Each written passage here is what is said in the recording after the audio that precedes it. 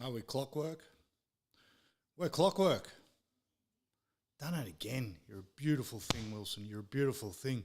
It is 4 o'clock on Sunday, the 2nd of August, 2026 still. Welcome to the Sunday Sesh Podcast. If I look rattled, it's because I'm rattled. It was a mad scramble to get here, but we're here. We're here. We're rattled.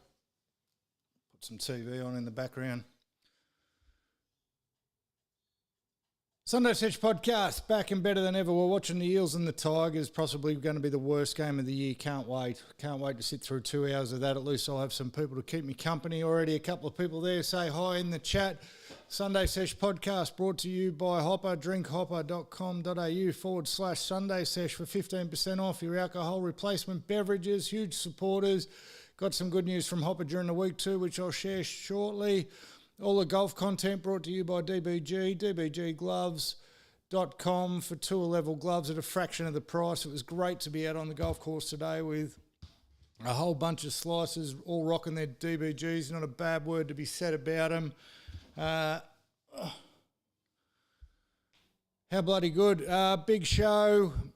Again, we're watching the worst game of football known to man. We'll talk about Adam Dewey. Has he redeemed himself? We'll talk about golf. The tattoo bet might still be on. Don't really have a feud, so if anyone's got anything they want to argue with, chuck it in the chat. We'll see if we can manufacture a feud for the Book of Feuds this week. Hello, Jim Jones. How you doing, mate? Should never have doubted the Wars. I'm glad you didn't doubt the Wars. Steve Leary's in the chat. G'day, mate. Good to see you. Don't forget, guys, follow us on all the socials. The Sunday Sesh Pod on Instagram, TikTok. Obviously, if you're in the chat, you're watching the video, please like it. Please comment on this right now. Everyone stop what you're doing and like and comment on the video right now so YouTube thinks people actually want to see it. They'll throw it out to some more people. Hoping young Hamish gets in the chat so we can watch the Tigers kick the shit out of the Eels. I think I've gone the Tigers. We will wrap up all this weekend's games. Another debacle in the tips. We'll preview next week's games. Early warning, I'm not going to be here next week, gentlemen. I'll be on sunny Hamilton Island losing 36 golf balls on the hardest golf course that I've ever played in my life. So no sessions next week. Tigers 28-12. I don't mind that, Leary. Can I go? I'll go 26-12 just so we don't have the same score. Tigers 26-12 for me. Anything else I had to mention? Don't know. Like, subscribe, do all that bullshit. What happened to the Cowboys? Yeah, well, we'll see if Dazza graces us with his presence, and then we'll try and talk about what happened to the Cowboys. Big trouble though. Big trouble. I've never seen anything like it. Yeah, Karma. Karma hit the Cowboys, the Karma Chameleon. We'll see if the Karma Chameleon joins in the chat. What's your score, Jim Jones? So we've got 28-12, 26-12. Sesh Jr.'s floating around somewhere in the house. He may grace us with his presence. I don't know. I thought the frauds were going to do fraud things in the last game. I was only listening on the radio and South got off to a bit of a flyer and it didn't sound like Cronulla were playing well at all. So I was kind of happy because I could go back to calling Cronulla frauds. But they come good. Eels 28, Tigers 26. Oh, no defence in this game for Jim Jones. He doesn't think anyone's going to tackle. Probably a fair call as well. We'll talk about Facebook and the morons on there again. I'm not really feud. Yeah, it's not really a feud because it happens every week. But, geez, I met some boneheads during the week on Facebook in the comments. I did meet some boneheads. We'll pose the question, has the top 8 redeemed itself this week, gentlemen? I was pretty big on the top 8, and the NRL in general being rubbish last week. Have they redeemed themselves this week? There's been some quality performances by some teams who had been struggling.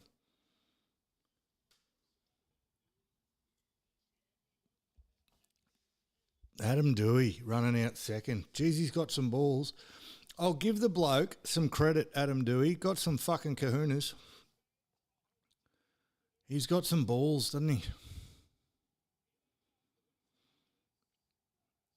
Hey, big news for the actual podcast, guys. If you ever want to listen over again, we're on Apple and Spotify and Amazon and iHeartRadio and all those things. And I did get a bit slack in uploading some of the episodes, so I've had to play catch up. But we've caught up. We're back. We've got a song. The Sunday Sesh has a song. I haven't worked out yet how to play an intro song doing this, but if you go on to Apple Podcasts, listen to the last week's episode, you'll hear the Sunday Sesh song. It's quite a catchy tune. And can I just add to that, AI is crazy, isn't it?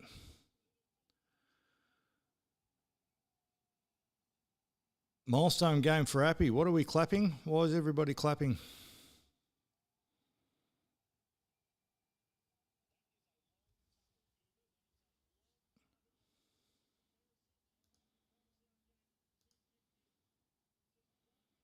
$250 games.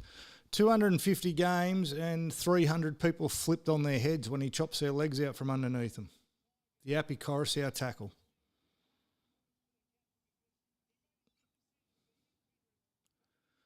Oh, they're playing at Combank. I thought it was a Tigers home game. Reedy's in the chat. Hello, Stormy.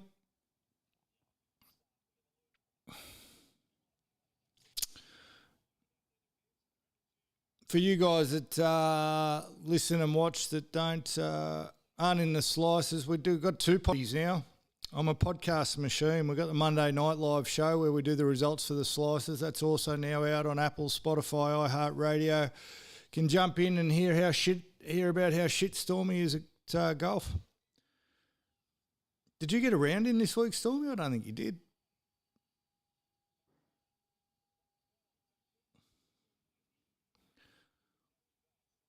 So anyway, back to AI. There's an app called Suno. I don't know how you pronounce it. Suno. You can get this app. It's free. You tell it what you want a song to be about. Writes a song for you. How are we? No, I didn't. Annoying. You play Supercoach at all? Yeah, mate. Yeah, Supercoach. I haven't played. I quit Supercoach a month ago. I came in the top, I think I was in the top 3,000 last year in Supercoach. Haven't been able to get past 50,000 this year. Absolute debacle. And then I forgot to play a week, and then I captained the wrong person, and then the app glitched on me, and I've just gone no good at all. First year I've ever had cashies. First year, you know what I did? Fucking pineapples undid me. Power of the pineapple. I'm in 3 cash comps. They all cost me a pineapple, and I've done absolutely nothing. I think I'm coming last in all of them. Anyone going any good in Supercoach? Well, I'm not changing clubs, Jimbo. What's happened is Jim Jones has just asked in the chat if I'm changing clubs from Manly to the Bears. You haven't been following the potty for long enough, Jimbo. The story goes I'm actually a Bears supporter. Born, bred, raised, Bears supporter. Rock solid I am. Rock solid. But what happened was we got kicked out of the comp. I'm not sure whether you know or not, but the Bears got kicked out of the comp, Jim. When they got kicked out of the comp, I had to find a new team. And I did not go looking for Manly, trust me. I tried the Tigers.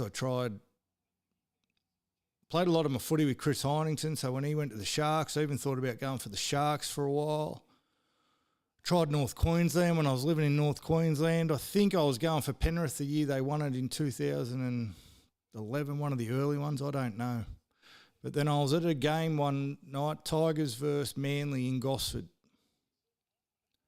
And I had a Tigers flag. That's how we were going the Tigers at the time. We decided right over Tigers supporters. And in that game, it was around, I think it was around 2013, 14, that sort of thing. And Manly were kicking the shit out of people. They had a real strong defence. They just bashed teams. And they had the Stewart brothers, and they had Anthony Watmow, and they had, Brett Stewart at the back. And anyway, playing a good brand of footy, and I'm a culture guy. I'm a brand of footy guy. I'm a sucker for a strong culture and teams that bash other teams. Fucking Daly Cherry Evans made a break and I stood up and started cheering while waving a Tigers flag. I went, fuck, I'm a Manly supporter. So that's how Manly came about. But deep down, Bears supporter. Am I going back to the Bears? Well, at the start of the year, as Steve Leary is my witness, I was 100% going back to the Bears because we had Anthony Seibold and Manly was a debacle. So I was 100% back on the Bear train. Then Fosball happened. Very hard to jump ship off Fosball. Very, very hard to jump ship off Fosball. And now Fosball's capitulating, so I'm back up in the air. So as you can tell, I'm loyal I'm as loyal as they come and can't be bribed at all. Also, I'm a bandwagon guy. If Fosball comes back to life, I fucking don't know, Jim. The short answer is I don't know what I'm doing. I know the Bears haven't signed anybody. If the Bears get Munster, I'd be more interested. They just signed no one. So am I going to jump ship from Fosball straight to a team that's guaranteed to come last for the next 5 years? Don't know. It's a tough watch. It's a tough watch. What's it like having a team come last, Steve Leary? You can tell us. Steve Leary knows all about wooden spoons. The Knights have had 1 million of them in the last decade.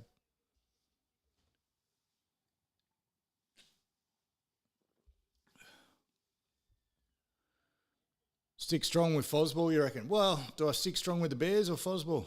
Don't know. How do you feel about them being in Perth instead of Sydney? Well, that's the only reason, Jimbo, that I'm hesitant to jump back. There's no real attachment to it.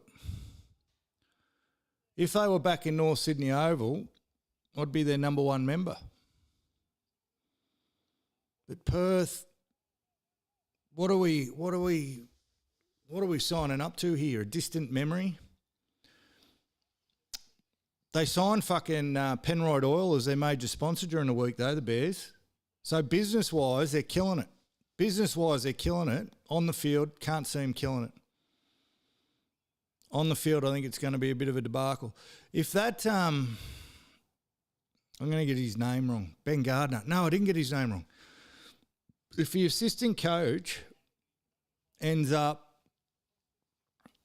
the coach, then I'll probably be on because Mal Meninga couldn't coach his way out of a paper bag. But that Ben Gardner, the assistant, I've been listening to him on the radio each week. That dude knows what he's talking about. That dude really knows what he's talking about. So if they were back in North Sydney, 100% be back on them. I just don't have that emotional connection yet. Bears had the best jerseys. I think that's how I started following them. Was just because I had black and red. They had the coolest jerseys. They were a bear. Is there a better fucking animal to be?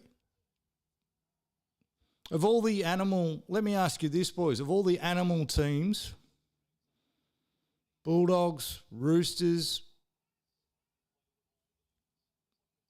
Rabbits, Bears have got the best animal. Bears have got the best mascot for sure. Go the Fox. Go the Fox. Oh, no, we tip the fucking Tigers. Don't go the Fox. I buggered it. Beautiful. Tigers pretty cool, but a bear would beat a tiger in a fight. You just have to look at who'd win a fight. Bear would beat a knight. Bear would beat a titan. Bear probably ate a bunch of raiders. And what's a storm? Fucking nothing. Storm's not anything. Bear beats a storm. So if you were to play rock, paper, scissors, but the team's mascot was the rock, paper or scissors, bear wins every time. Bear's like rock.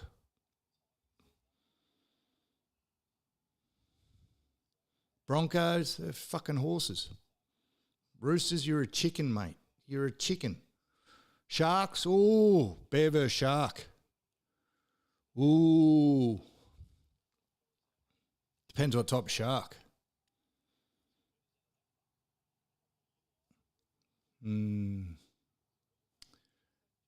Eel does nothing. Nah, that's bullshit, Leary. I said last week the fucking Tigers were going to be my prediction for the wooden spoon next year, but I just realised we're talking about the Bears. Bears will fucking win the spoon next year. Jesus Christ.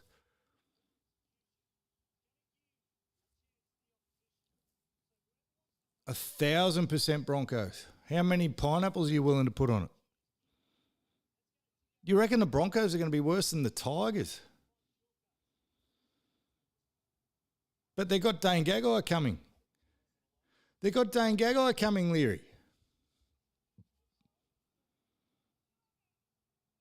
Still 0-0, 30 minutes gone, 10 minutes gone. Should we do some golf chat? Daz's favourite thing. This is usually where Daz will kick in. Golf chat brought to you by DBG. Don't be greedy. dbggloves.com for the best, cheapest golf gloves on the planet. I said it earlier, I'll say it again. It was fantastic to see a whole bunch of slices on the golf course today, one with their ball markers. We've got a great photo to put up later, Reedy. It's got, we all got close to the hole, so there was 4 slices ball markers all within 3 feet of the hole. It was a glorious thing. Warms the cockles of your heart. It's enough to bring a tear to a grown man's eye. And all rocking the DBGs. So get amongst it. Support those that support the sesh. Hang on. Oh, Leary's gone. Haas gone. Madge will go. Reynolds gone. Hunt too old. Mam 1 good a game out of 10. Sounds like Jesse Slock's golf game. 1 good game out of 10. Stags, no decent. Descent, you spelt decent wrong. No descent, half to pass the ball to him. Wingers can't score a try to save their life. Walsh not interested. Fuck, Leary. Leary's big on the Broncos getting the spoon. What have they done to you? We love Madge. Don't forget that Madge owns everybody, Leary. Don't forget that Madge owns everybody. Fuck, he looked like he wanted to injure himself last night, Madge, when they kept going to him in the commentary box.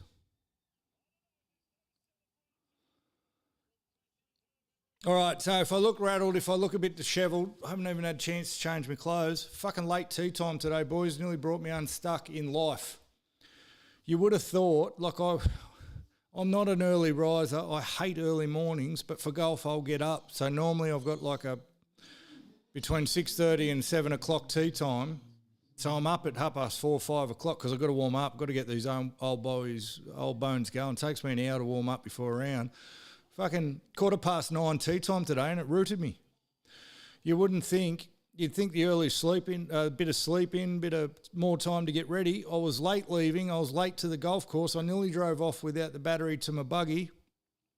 I was a mess. It was a shambles. And then I got there and I didn't know what to do with myself. Normally I got the golf course to myself. I can take a pretty photo of the sunrise. The sun was already up. There was people frigging everywhere. See, I said frigging instead of fuck. Leary, I'm learning.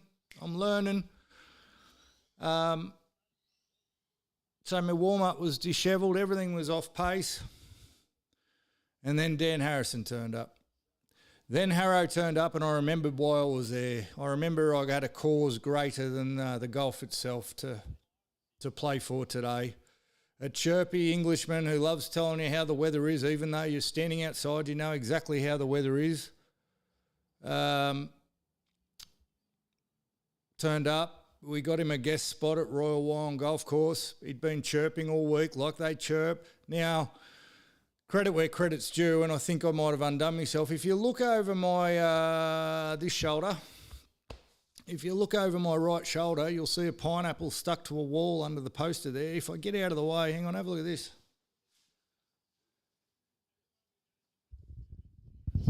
Have a look at that. Oh, the microphone moves. Hey, Mona. The Hall of Pineapple, people. I present to you the Hall of Pineapple, rounded out by the Gibbs Wilson Invitational Trophy. So, It's been quite the business venture for me playing golf against morons. Quite the business venture. Last week I had the brilliant idea to frame all their pineapples because I never spend them. I never use them. I like them to sit there. I name them. I name them Jared and I name them Jack. I name the offenders. And then I thought, you know what I'll do last week? I said, you know what I reckon I'll do? I'll frame them.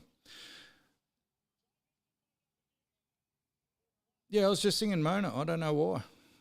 Do they come with my house? Yeah, so I never spend them because it's the best slush fund ever, just taking 50s off people every week. But here's the problem. I've ruined my business model because I've made such a big deal out of it now that they've all piped down. Reedy would agree. There was no challenges for pineapples this week, except actually we had one guy back out of them. We had one guy back out of a pineapple this week. He claims it was a miscommunication. It's only a miscommunication if you're mentally handicapped.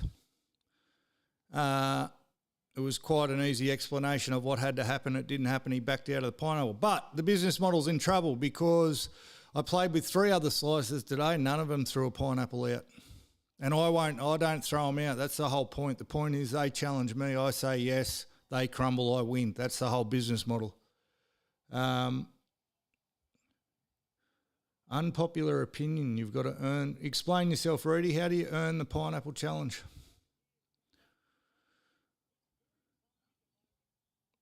It's not actually an unpopular opinion because I think I know where you're heading with it. If your explanation's what I'm thinking, then I think you're going to be right. But anyway, there was no pineapples on, but there was a chirpy Englishman. There was a very chirpy Englishman. And the whole worry for him was he plays on an absolute dog shit golf course, Gosford Golf Course, absolute dog shit. They're never going to sponsor the show, so it doesn't matter. Full of clover, and there's a rainforest in the middle of their greens. That's how bad they are. And Royal Wong's greens are slick. So the biggest worry for the chirpy Englishman was whether he was going to putt the ball off the green or not. So he got there not long after I got there, which was 40 minutes. He spent 35 of the 40-minute warm-up putting on the practice green because he was that worried. He was that worried. And then he got thrown all out of whack because we got called up 15 minutes early. So he was stuffed. And what I can tell you about the chirpy Englishman is that he had spent way too much time thinking about this game of golf. Way too much time thinking about this game of golf. I don't reckon he'd slept for a week, which I thought was going to happen to the bloke who bet me a pineapple but then backed out. He was absolutely disgusting at golf for the first 5 or 6 holes. Terrible. And it couldn't happen to a nicer, chirpy Englishman. Absolutely terrible. You could tell he's like, oh, different course with people I don't really know and I want to impress them. He had that I want to impress them vibe about him. Did not impress. Failed to impress miserably. Failed to impress miserably. Did Harrow the chirpy pom. And I crushed him. And I killed him. So I'm back. For all those listening and keeping score at home, it's been a lean 2 months for the big dog. Lean 2 months, still chipping away with me 30s, 31s and 32s. But today I made a comeback. Shoulders feeling good. Peptide it up to the hilt. Don't mind saying it. Don't care. Send water after me. My drives are back. I'm back bombing them 260, 270 carries. I can hit me irons now. I don't have to hit a 4-iron from 100 metres out. And I'm fucking back. I had 36 points. 36 points. First time breaking 34 in about 2 months. And I am one to complain even though I have a good score. It should have been 40 plus. I had 35 points with 2 holes to play and I shit the bed.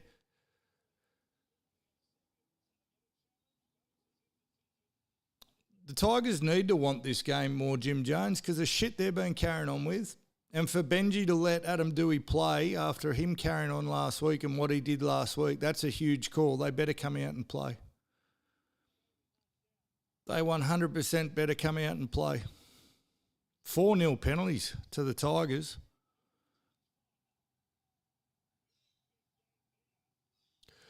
So I had 36 points with 7 double bogeys.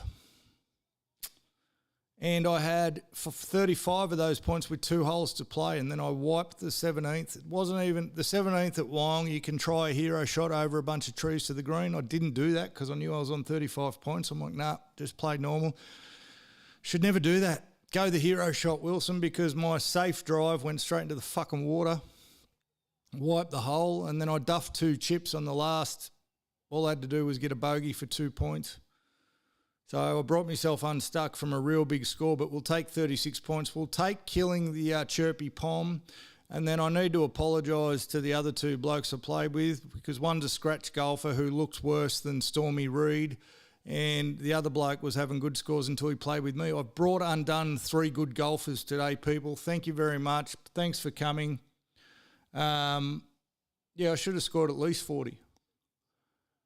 I've brought a scratch marker down to, he looked worse. I probably had him. I think I beat Harrow off a stick. I beat Harrow off a stick, Rudy.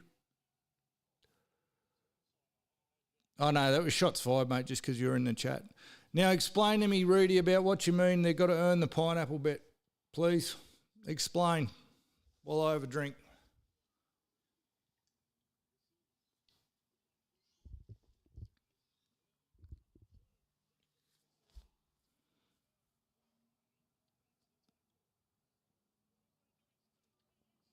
I should have had $1 million. My first 6 holes were par, double bogey, par, double bogey, par, double bogey. That was my start.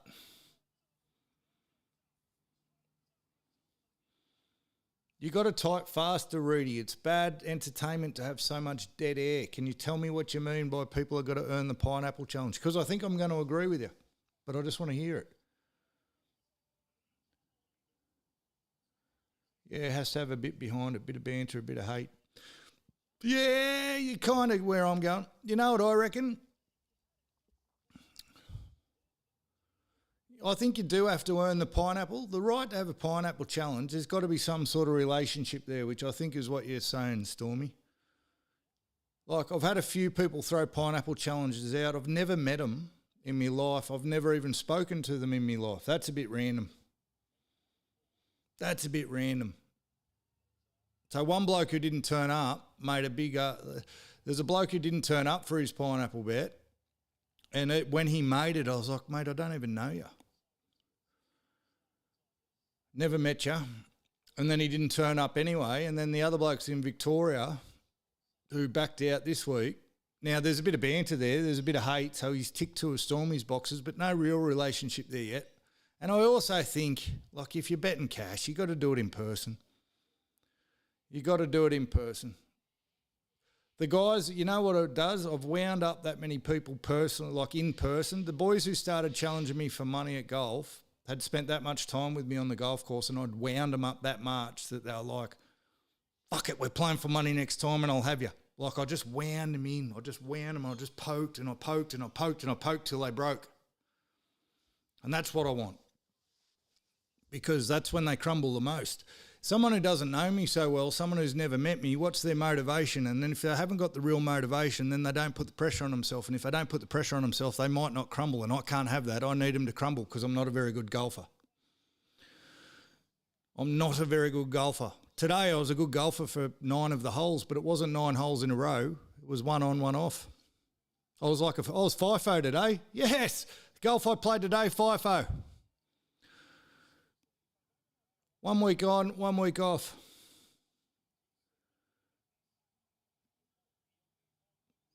Yeah, no, that's exactly right, Rudy. I don't give a shit about the money. I mean, look at me. I'm doing a podcast in my garage. I'm loaded, bro. I've got pineapples stuck to me wall. But just taking it off them, that's why I don't spend them. Jonesy's keeping us honest with the footy. Dewey's on fire.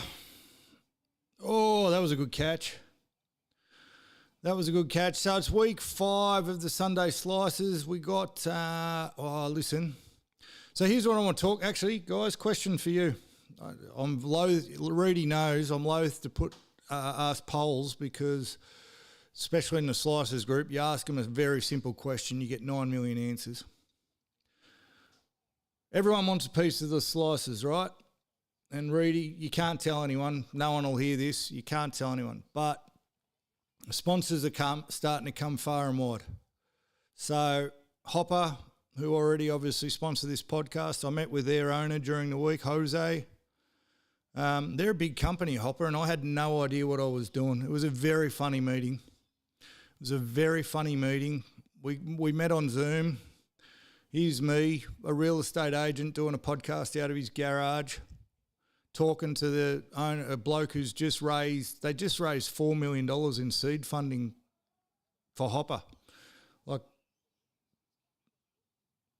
up the Bears, the Mark Soden podcast. Bears great. Hello, Potsy. So anyway, I'm sitting there talking to Jose. Now, Jose's had these conversations every day of his life because that's his business. That's how he grows a business. That's how he grows a brand. I got no idea what I'm doing. And he says to me, so Cam, what are you looking for? I said, Jose, can I be completely honest with you? He said, sure. I said, I don't know. I said, Eels are in. I said, mate, I'm a real estate agent. I'm a real estate agent who woke up at 2 o'clock one morning and said, let's start a golf club. And I said, that was 6 weeks ago, Jose. 6 weeks ago. I said, do you think I know what I want? And he laughed. But here's the thing. So there's a bit of synergy between them and the podcast because of the sobriety angle. And then they told me that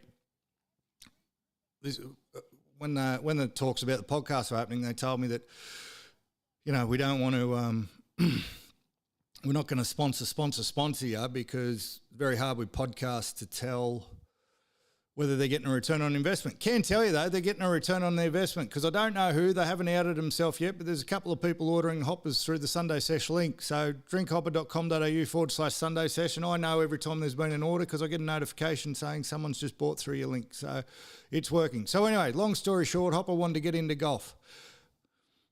And then I started a golf club. So I'm sitting there with Jose, the owner. He says, what do you want? I say, I don't know. It was a very professional conversation. Really hard to negotiate with me when I say I don't know. But anyway, they're much more heavily involved for the slices. There's going to be some really good stuff coming. Was excited to announce it. Do you ever think, I'd love to see the look on everyone's face. So we've got a WhatsApp group and a closed Facebook group for the Sunday slices. And I can tell you this, 95% of them, absolute pissheads. 95% of them, absolute pissheads. So how happy do you reckon they were when I jumped on and said, boys, huge sponsorship announcement. Hopper's now supporting the Sunday slices. We've got an official beverage. How happy do you reckon they were to get sponsored by a non-alcoholic beverage company when 95% of them are absolute pissheads? Oh, I would have loved to have been a fly on a few of their walls. The reaction in the WhatsApp group, or the lack of reaction in the WhatsApp group, spoke volumes about how happy everyone is that a non-alcoholic beverage company, an alcohol replacement company, is sponsoring the slices. So it was worth it just for that. But here's the thing. The slices is different. The whole reason I started this podcast was because I was getting sober, right? I'm not in the slices to preach. The slices has never been said to be a sober golf club, although even though my 14-year-old rightly pointed out last night, it's literally in the bio on the social pages, 0% alcohol. We're not a sober golf club. There's a sober president, but he's the only sober one in the whole fucking club, I think. There's a few boys on drinking bans at the moment, but I'm the only sober one.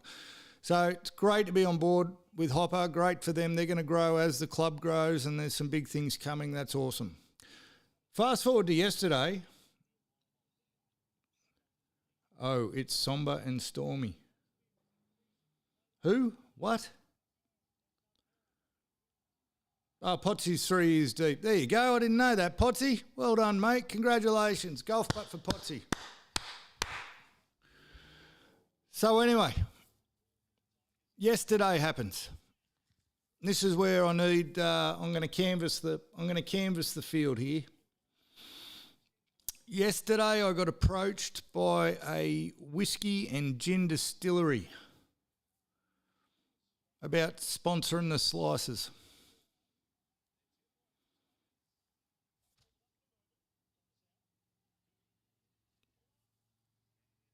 And I don't know what to do. Well, I do know what to do, I think. I've overthought it. I've overthought the shit out of it. But the one, yeah, so Leary says do it. We got Hopper on board. Hopper's business is alcohol replacements for people who don't want to drink. Then we get approached by a whiskey and gin distillery.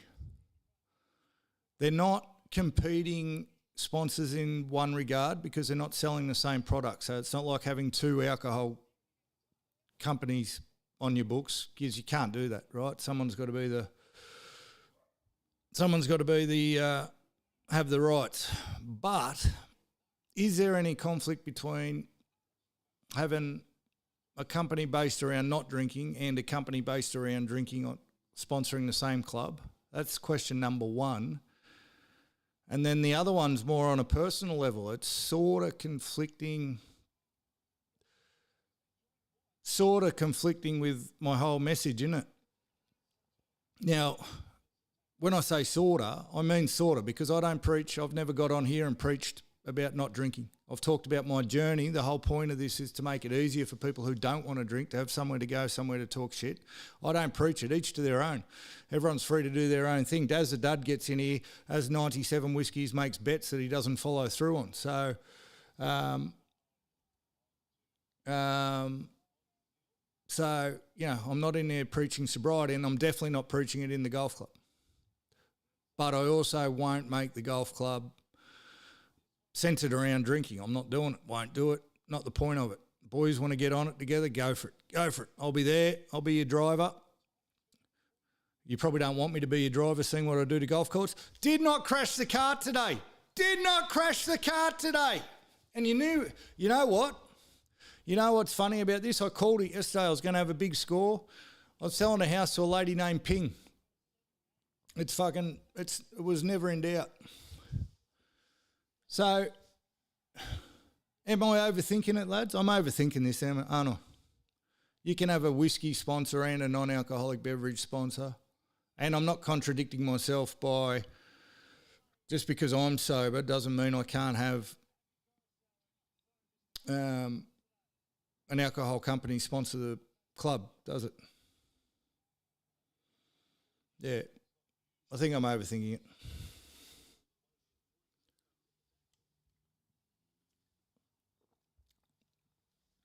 So anyway, big week for the Slicers. Hopper jump on board in a meaningful way. DBG, I've had more conversations with them this week. They're very impressed with what's going on, and we're going to have a whiskey sponsor. We're going to have a whiskey sponsor 6 months. Oh, no, 9 months. Past 9 months this week, boys. 9 months off the piss this week. And we're going to have and I was a whiskey connoisseur. Whiskey connoisseur. Here's the thing. I put it out in the group yesterday asking if anyone drinks gin. They didn't know why, but I can't promote the stuff, right? One thing I won't do, I can't sit on camera and go, this is the best gin or best whiskey that God ever put breath into, because I don't drink and we're fully authentic and I'm Honest Cam, the real estate agent, remember? So that's why I was asking if any of the boys drank gin, because we'll have to do some promotional videos for them. We'll have to do a review for them, and I can't do it. I'm not going to sit there and go, buy this gin because I don't drink. So that's not right. That's not fair. And that's how you know I'll never cheat at golf. Honest Cam. Honest Cam, but big things happening for the Slicers. A couple of members have come out of nowhere today on TikTok. I've already inducted one. Got the shock of his life. He seemed like a nice fella. He got the shock of his life with his welcome message. Did you like that, boys?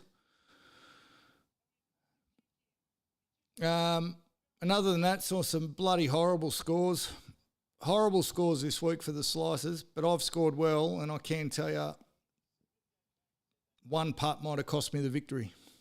One putt might have cost me the victory, and I'm absolutely filthy.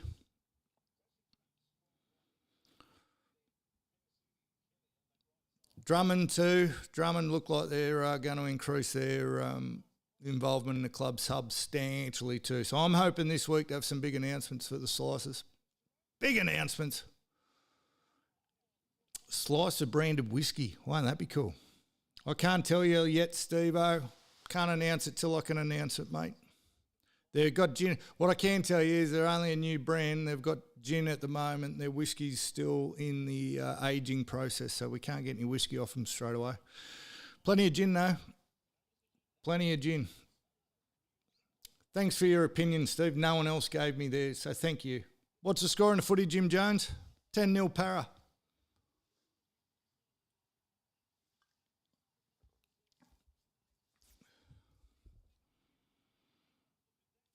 Who'd you tip, Potsy?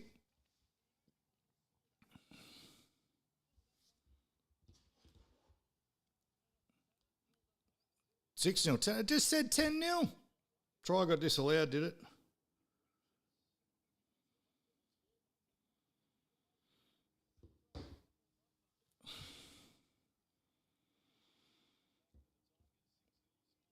So let's talk about Adam Doueihi quickly. Everyone happy with how he came out during the week and Mia Coolpud? Potsy's going the draw. Yeah, but you can't tip a draw. In your footy tips, who did you pick? Stay right there, gentlemen. Talk amongst yourselves. I need a drink. Hang on.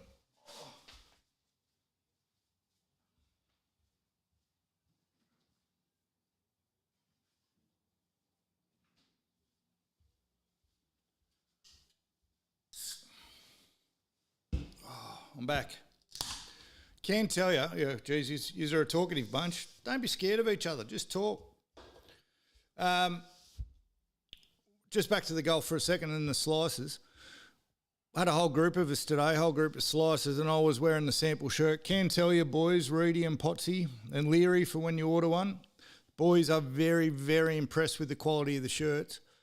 They might have thrown you under the bus, though, because it was unanimous that we didn't charge enough money for them. So great feedback to get, but you can, just so you know, your money was well spent. Your money was well spent because you always want to...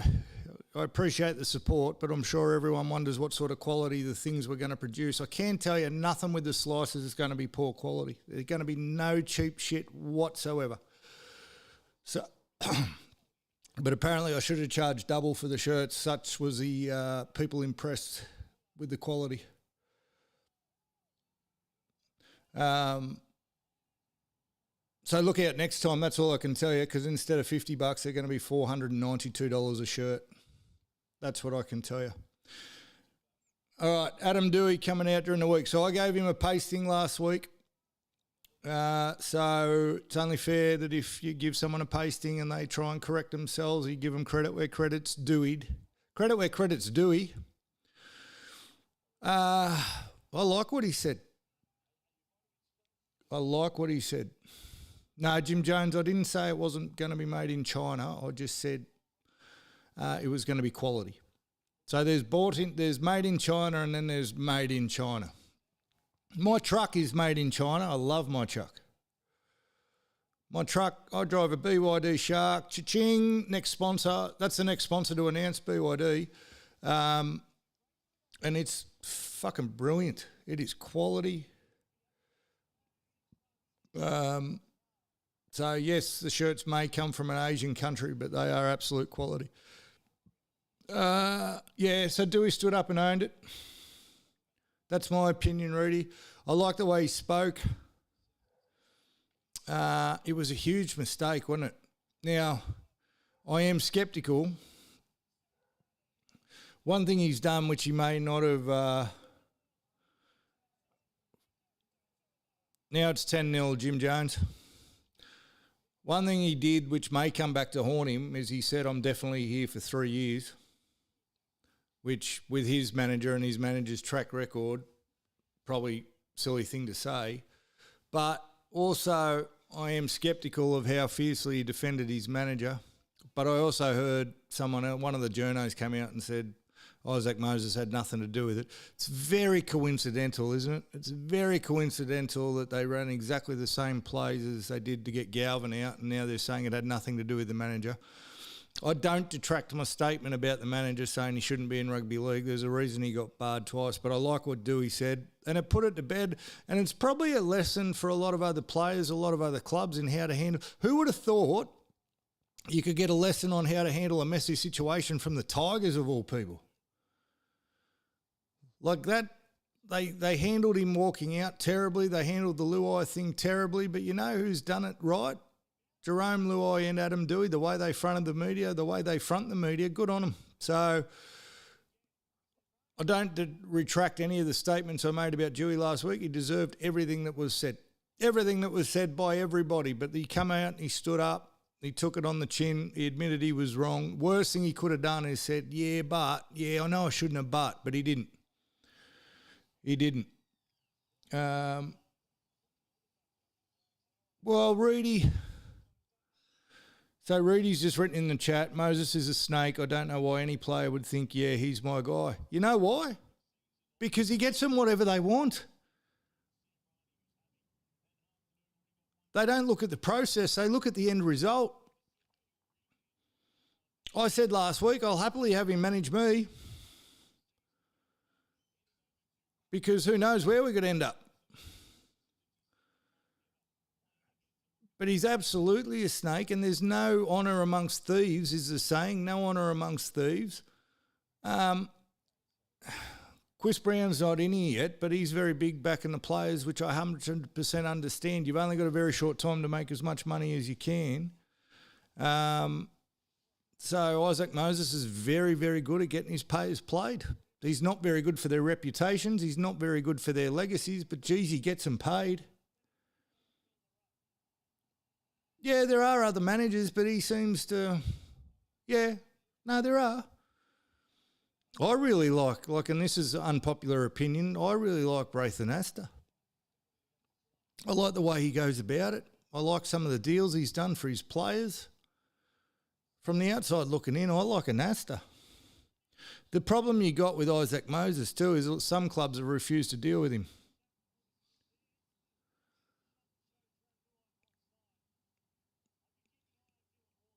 Did I say an Astor? Braithen Astor. That's what I said, didn't I? I like Braithen Astor. Unpopular opinion. But Moses, man, I don't know. They all go to him. There he is.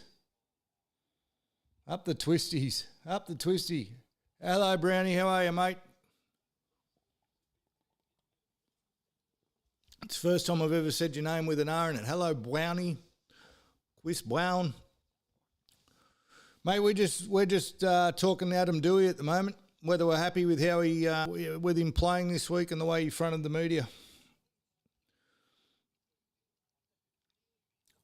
You're all about player power, so I know what your side you stand on, but I'm with you. You owned it. He couldn't have said any more. Whether it's all true or not, who knows? Whether he is actually going to be there for 3 years, who knows? He made a very bold statement. That's the one thing he did do. He's dug himself a hole there, saying that he absolutely is going to be there for 3 years. And the Tigers are a basket case of a club, and I feel sorry for Sean Mellencamp. Sean lives near me. Sean lives up here and he did some wonderful, he's a good guy and he did some wonderful things for the Central Coast Mariners in that other sport that we don't talk about on this podcast. But fuck me, a job at the Tigers comes up, you wouldn't be rushing there, would you? You would not be rushing there. They are a diabolical organisation. Shocking.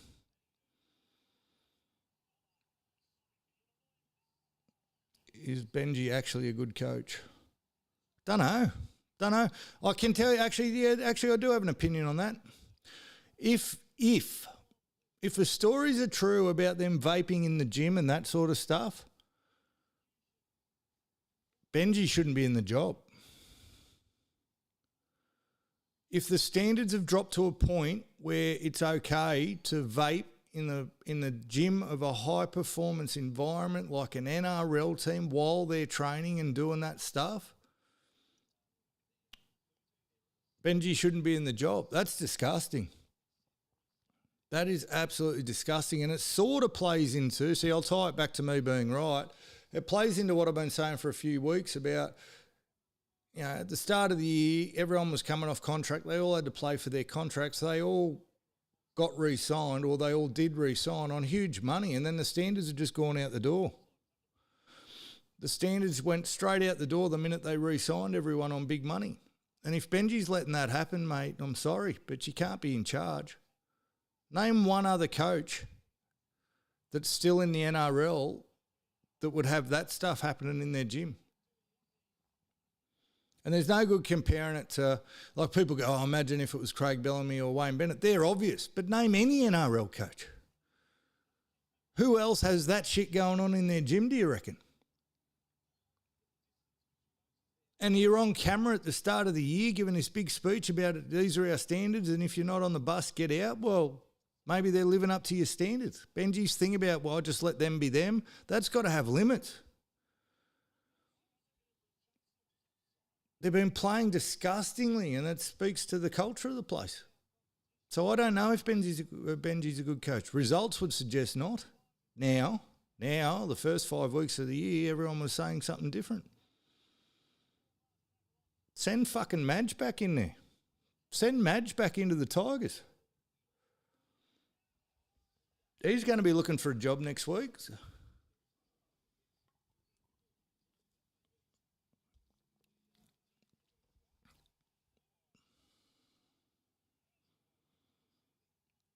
12-0 Para over the Tigers. And they had to come out and win this, the Tigers. Well, they had to come out and do something.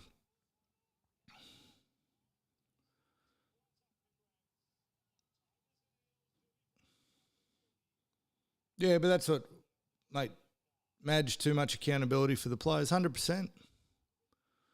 He would lose the dressing room the minute he walked in there because they're gone from lying on the bench press with a fucking man purse on vaping to actually having to lift some weights. That'd be the end of them.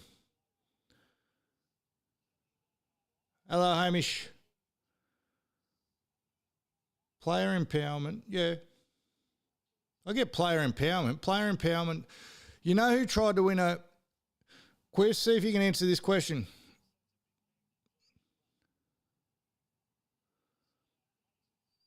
Well, Rudy... Hello, Hamish. Welcome, mate. You wouldn't have stuck your head in if they were losing. I can guarantee that. Good to see you. Thanks for joining. Hey, now that there's a few more in here, can you all like the video now, comment on the video now, see if we can get this fucking... We got 7 in, see if we can get it up to 10. All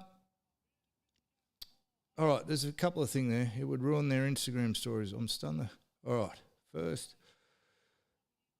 It's not a championship roster. No, it's not. No, but we're not talking championship, Jim Jones. We're talking, just competing. We're talking competing. Minimum standard for a fucking professional sporting team's got to be no vaping while you're trying to do bicep curls. I don't know how they do it. They must hold the vape in one end. I don't know. Yeah, you definitely wouldn't have joined if you're in front. Now, it would ruin their Instagram stories. Yep. Tigers took a home game. All right, Chris Brown, quiz for you. There was a coach.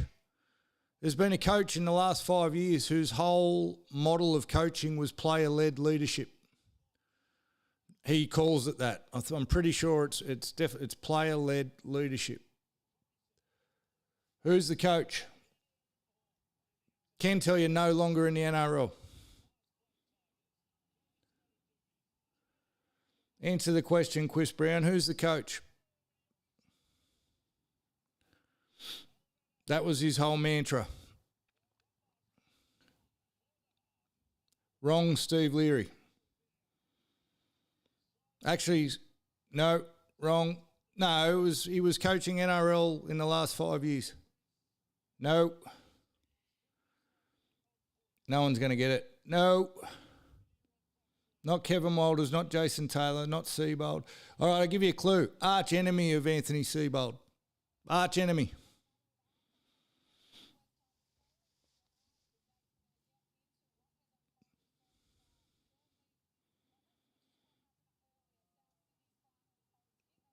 So Chris Brown said he's 50-50 and the bloke at PNG. No, he was never in the NRL.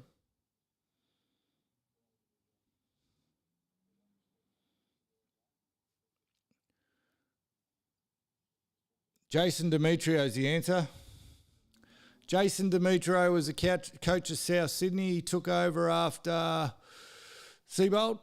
The reason they're arch enemies is they were both assistants at the Broncos under Wayne Bennett. Bennett picked Seibold to be successor over Demetrio. They hate each other. Jason Demetrio's whole model for coaching South Sydney was player-led leadership. player empowerment, as you call it, Chris Brown.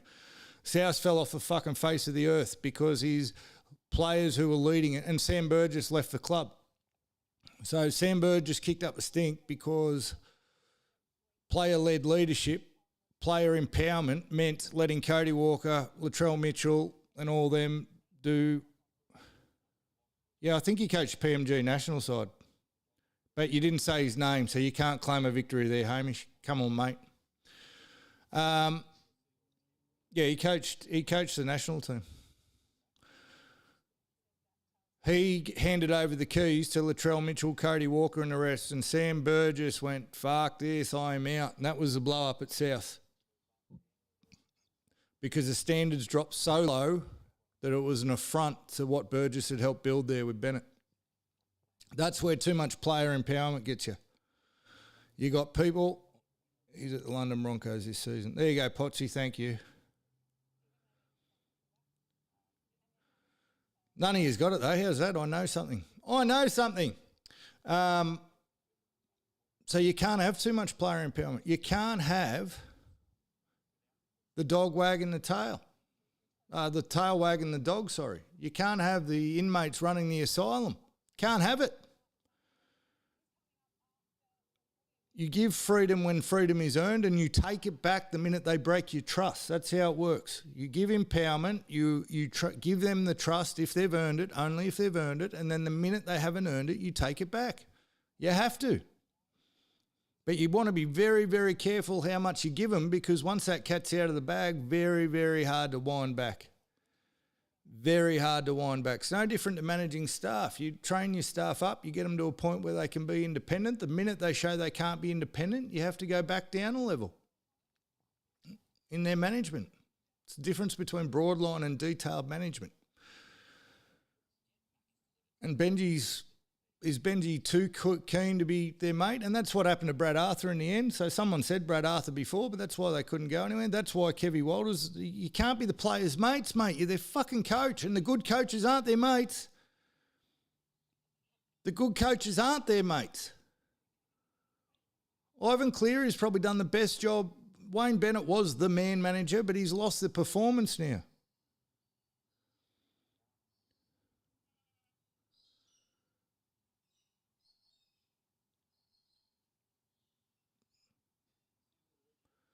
And that's why, Benji, who else he got there? He's got John Morris is there. Heine's there. He's got people around him, but they've all let it slip. Got to be a boss first. 100% Leary. 100%. Now, I can tell you who's not the player's friend.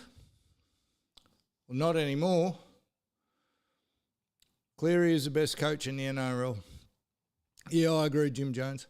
It absolutely disgusts me, and we have spoken about this on the podcast before, but it was a long time ago, so I don't mind revisiting it. The lack of credit that Ivan Cleary gets for what he's done is feral, mate. It is feral.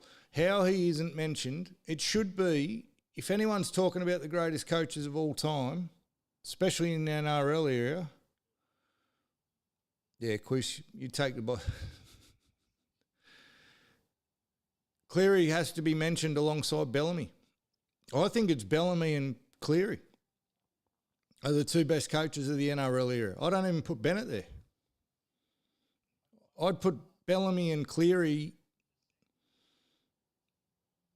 If you could split the top tier into two, so tier 1A and tier 1B, like our golf course at the moment, I got Bellamy and Cleary ahead of Bennett. Bennett 1B. And I've said it before and I'll say it again. The reason Ivan doesn't get the credit he deserves is because he's been vulnerable at times. He's publicly stated his mental health battles. He is quieter and humbler in the media. He's had his moments. But because he talks about having, mental health days with his teams and talks about stuff that all these hard nuts that are still old school refuse to let anyone fucking talk about means you're not one of the boys. He's not one of the boys, Ivan Cleary, and that's why he doesn't get the credit. That's why he doesn't get the credit. Because he's had his moments. He wrote a book and talked about his depression. You know, he's done these things with those hard nuts. You know, you'd never get Bennett to do that. You'll never get Ricky Stewart to do that. You never get Craig Bellamy to do that. Craig Bellamy might be more likely to than anyone, actually. But I firmly believe that's why Cleary doesn't get the credit he deserves. Let's remember, the bloke was sacked because Phil Gould said he was tired.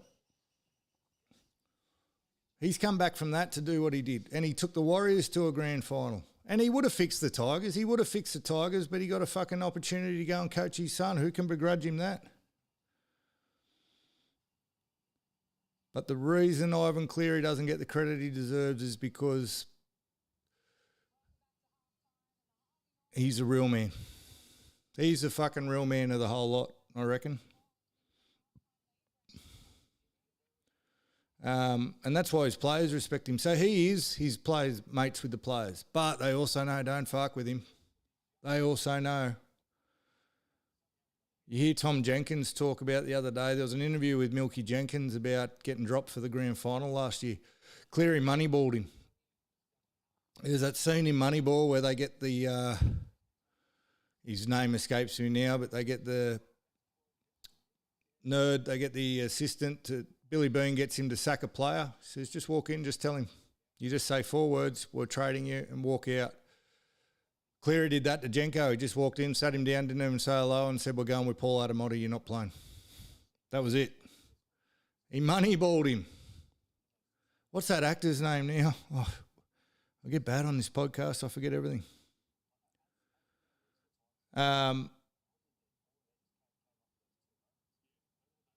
1984 year of the rat, probably dominate your job.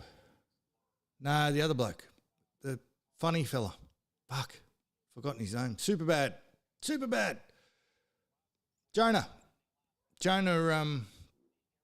Fuck. Anyway. Webby, a lot of talk about Webby. So Jonah Hill. Yeah, that's it. Jonah Hill, he sends him into trade the bloke. And he says, you only say 5 words, they'll get it. Anyway, great movie. A lot of leadership lessons in that. A lot of leadership lessons in that movie. A lot. One of the greats. Webby is an Ivan clone, which is why I know the Warriors are in safe hands. Andrew Webster is an Ivan clone. His temperament, the way he speaks, he even looks like him a little bit, except he's a ginger.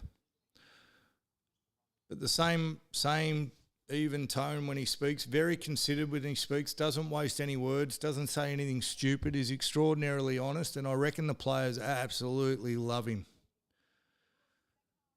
I reckon the players absolutely love him. Doesn't cop any bullshit. The minute Luke Metcalf played his... Here's the difference between the Tigers and the Warriors. The minute Luke Metcalf carried on because they... re-signed the halfback, Tanner Boyd. He was out the door.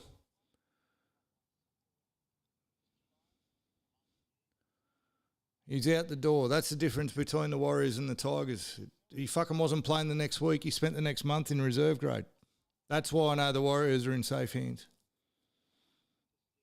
So regardless of what the power rankings say to Jim Jones, tomorrow, Jim Jones, just know I'm very high on Andrew Webster, very high on the Warriors. Remember the Titans? Also a great movie. There's 2 of the greatest sporting movies of all time right there. Moneyball, Remember the Titans. Left side, strong side.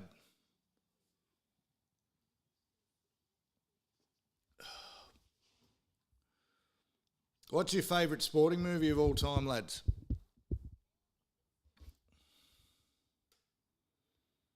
I like Varsity Blues too. You got to go Rocky. Rockies are up there. Far lap. Remember the Titans is one of the best. I watched Moneyball last week. Moneyball's great for leadership lessons.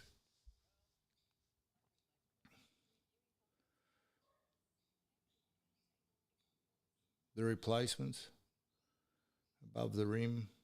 See you in 40 minutes. What movie is that, Hamish? You won't see us in 40 minutes, mate. Show will be over. See use every one of singles use. Use a sheep, my mum used to say. Now you got me thinking about sporting movies. No one asked. Talladega Nights, one of the great sporting movies of all time. NASCAR's a sport. See use. White Men Can't Jump. Yeah, good movie. Talladega Nights, actually the greatest sporting movie of all time. If you don't chew Big Red, then fuck you. I've got to go kick the kids in the shower. Catch you tomorrow night. See you, Rudy. Have a good one, mate. Stop kicking your kids. He says that a lot. Stop kicking them, or at least making it public. Yeah, Daz cursing the cows. He's ruined their season. Any Given Sunday, good movie. They're all NFL movies. Well, that's where I was heading when I said, you know who isn't friends with their players? You know who isn't friends with their players, or at least not anymore? Todd Payton. Any Given Sunday, great movie, yeah.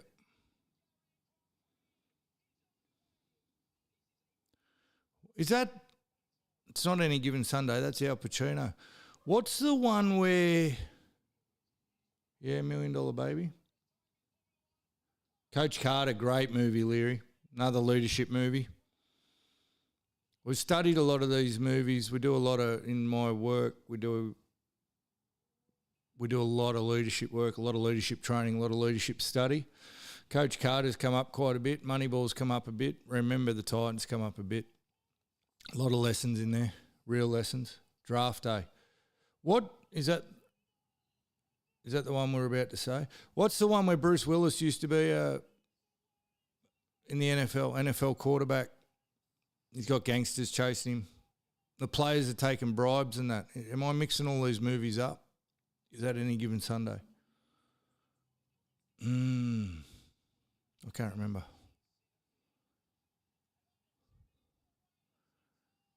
Varsity Blues, good gridiron movie.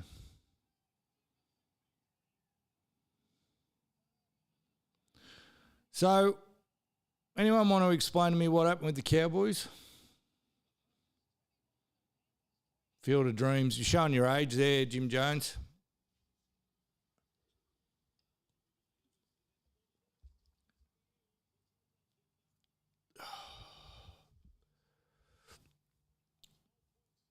$82-12.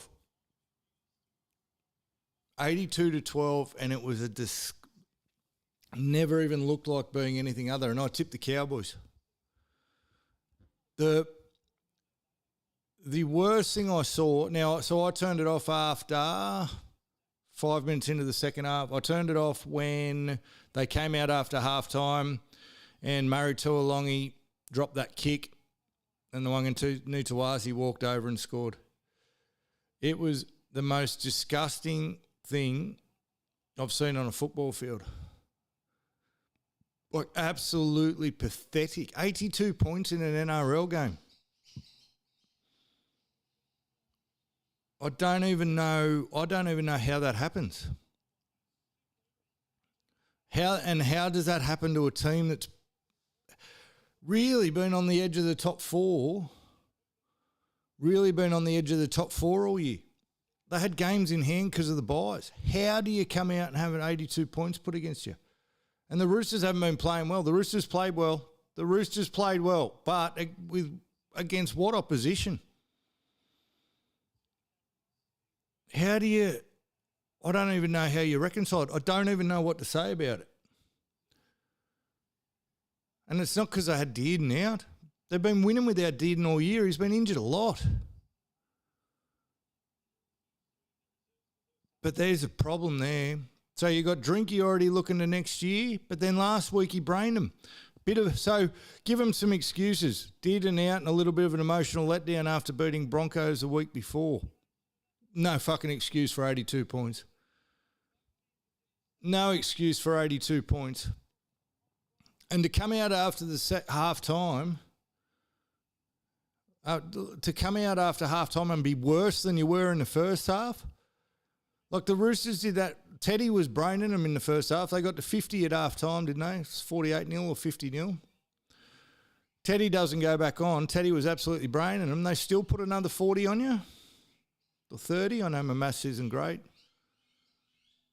And for the first play after half time to be that kick, that drop kick from Taulagi, there's fucking huge issues there. So how many of the Cowboys are already looking to next year? Because that's the sort of effort it was. That's the sort of effort you would expect from these two Muppets that are out here today. That's the sort of effort you might have expected from the Broncos last night because they have had nothing to play for. That's not the effort of a team in the top 8.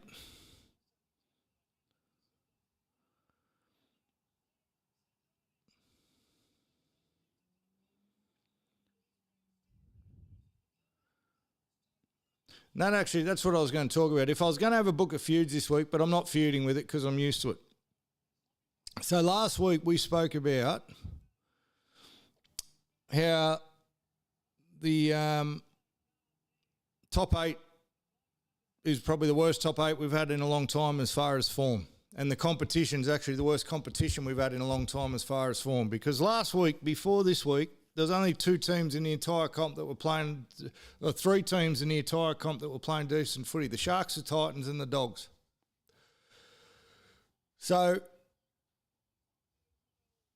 I think when we got on here last week, I'd already put the post in Facebook, but it didn't kick off until after we got off air last week. It didn't start getting any traction. All I did was write, is this the most out-of-form top 8 we've ever seen in the NRL? Discuss. And I had a photo of the top 8. Now, underneath it, I listed the teams. I went Penrith, Shaky. I think I wrote Roosters can't be trusted. Sharks, I wrote frauds. I said disgusting for South. I said week to week on the Cowboys, which they proved. Don't think I had much nice to say about the Dogs. And anyway, that was all. But it was literally a question. Is this the most out of form top 8? You should jump on there. You should jump on Facebook and have a look at the comments. Why are we again just surrounded by absolute fucking idiots on this planet? It's got me mind boggled. You know all anyone could come up with? They go, how are Penrith shaky? You don't even know what you're talking about. Bloke doesn't know ball. They'll let any casual have an NRL page. Penrith have been shaky for the last 6 weeks. Penrith have been shaky since Origin started. That's 1. 2, you're only picking one team. I asked if it's the most out-of-form top 8, not each individual team. Everyone goes, the Sharks are in form. Yes, the Sharks are in form. That's it. 1 from 7. As we went to air last week, 1 from 7 teams are in form in the top 8. 1 from 7. Top 8 means whole. Plural, not one fucking team. And the amount of idiots and the comments that they were saying, and if I've said it once, I've said it 100 times on here. If you're going to come after me, but come after me with logic so we can have an actual conversation. Don't come after me with just what your mum told you to say. There was no logic to it, but not only were they saying I was wrong. Now, let's remember, I asked a question and then wrote the word under it, discuss. Discuss is not saying you're a fuckwit, get off social media, you don't know what you're talking about. That's not a discussion. Might be true. I might be a fuckwit. Maybe I should get off and have no right doing this or having an NRL page. You're probably right, but that's not discuss. That's just showing you're an idiot. The first comment was someone's a bit salty that their team's not in the top 8. I'm not in fucking salty my team's not in the top 8. They're playing disgusting. They're one team that shouldn't be in the top 8. My point was there were 7 other teams in the top 8 that shouldn't be in the top 8. The Sharks have been horrible 89% of the year. You're 100% right. The Roosters are terrible one week and a little bit better the next. That was the first proper Rooster game they played. Here's the thing. I picked the Roosters to come second at the start of the year. I don't want them to be a basket case, but they have been. Souths are a disgrace. So I just don't understand. Like, read the question for one. Some idiot gets in there and goes, this is the worst prediction I've ever seen. It's not a prediction, moron. It was a photo of the actual top 8. What's a prediction?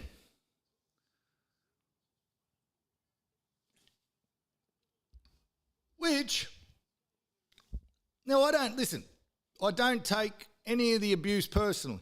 Might sound like I am. I don't take any of the abuse personally. I get upset because they're so fucking stupid. It upsets me. It actually hurts me more how fucking low IQ some people are than it does if they calling me every name under the sun. And what it also reinforces, Reedy's out of the chat, but it also reinforces how many pineapples I'd be able to take off them all because they're all as weak as piss mentally. You read a question that says, is this the most out of form top 8 ever? And that's your trigger to abuse somebody.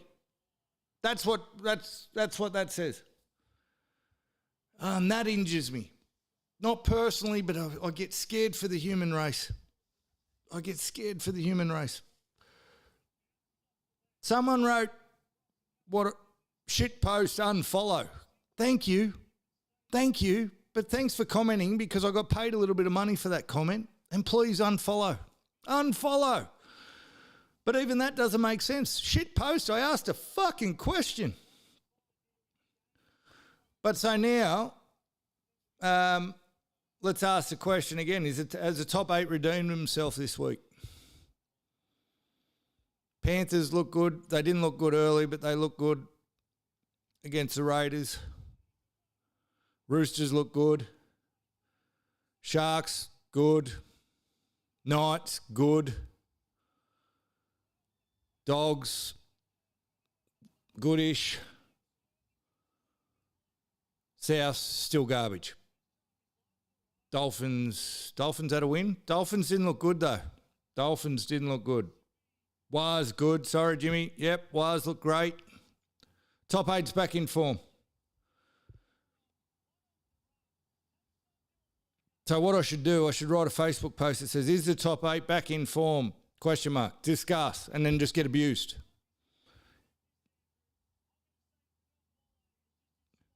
Seasons has definitely turned the last few weeks. 1 week is form.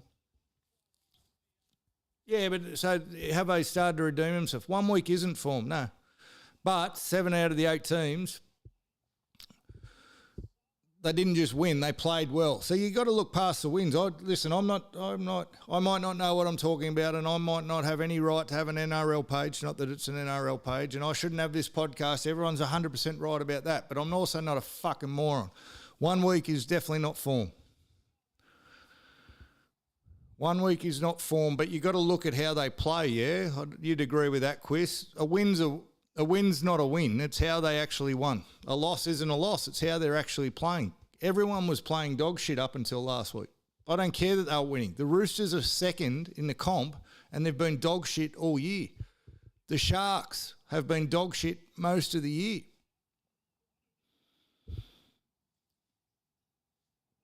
But you look at the Panthers, I like the way the Panthers played.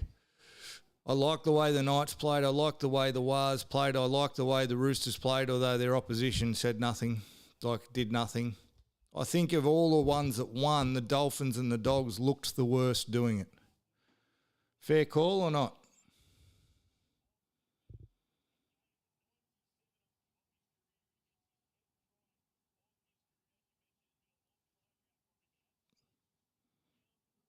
I haven't watched all of every game because once the game's gone, it's hard to say interested once the games are sort of... I'm not someone in there. You're not allowed to have a potty opinion platform, but these moronic turkeys are. Yeah, no.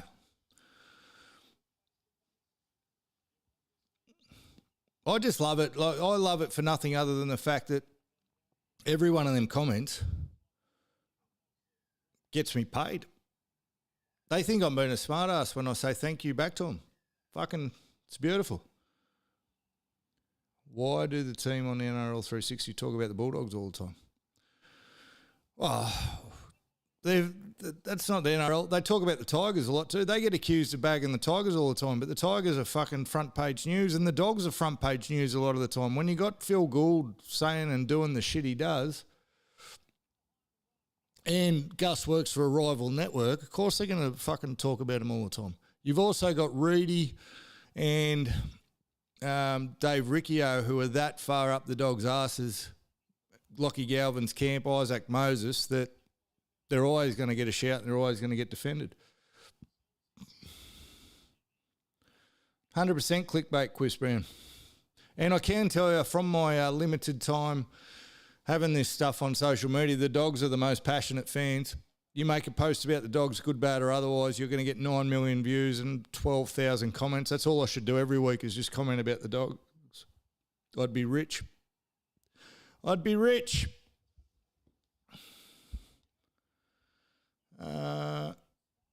Close. Just looking at the games.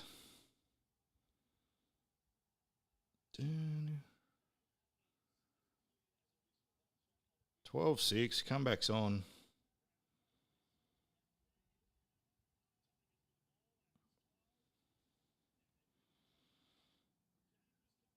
Yes, so I was right. So Roosters look good, but we'll see if they can back their form up next week. Keep the Dogs in your mouth. Chriso. Yeah, Dolphins 28, Dragons 22. That's what I mean. They're not in form, the Dolphins. I still don't trust them as far as I could throw them. Have a vape, Benji. That'll make you feel better. Not chewing his gum. He's got to go back to chewing his gum. I love a serious Benji when he's chomping on his gum. Dragons are horrible. What about the Dragons getting Cody Nikorima during the week? Should we talk about that? Where are they getting all their fucking money from? Yeah, I didn't think so, Leary, I think I said last week, no good, but they've got a 5'8". Gutho has to be, they've filled all Gutho's positions. They've filled all Gutho's positions for sure. Back in a sec, legends.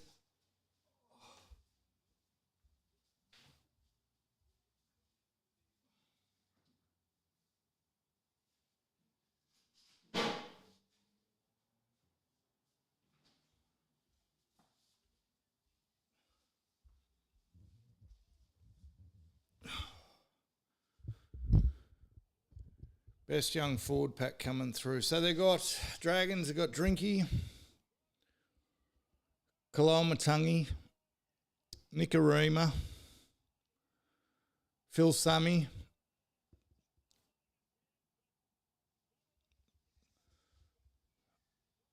Luke Metcalf. Do I think the Dragons will make the 8 next year?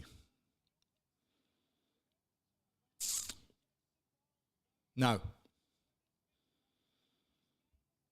Although the reason I was about to give for saying no flies in the face of what the Knights are doing. Yeah, but here's the thing, Jim Jones. We were just about to dig ourselves a hole. The Knights have done it this year. The Knights got the wooden spoon last year. So can the Dragons do what the Knights have done? And the Knights, they're probably going to have a better roster than the Knights.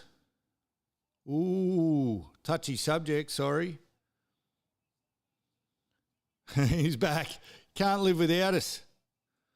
Hamish is back. He can't live without us. Let's compare. So let's compare. I'll need help here with the rosters, boys, but let's compare. So the Knights won the wooden spoon. Who did they add? They added Trey Mooney. They added Dylan Brown. Was that it? Was that really it? And they changed coach.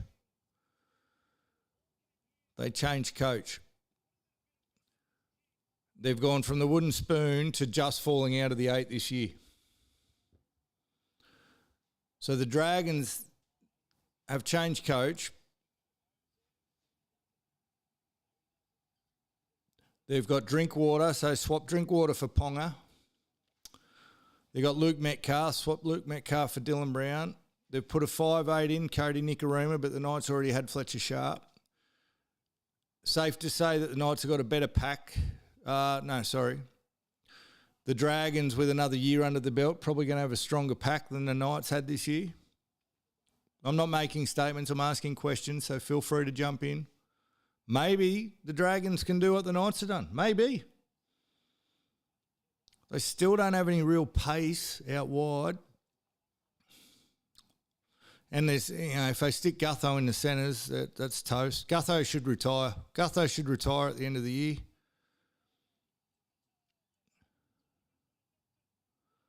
No culture. Connor Watson they got too. So you got Connor Watson only there for a year. Was there someone else that only signed there for a year?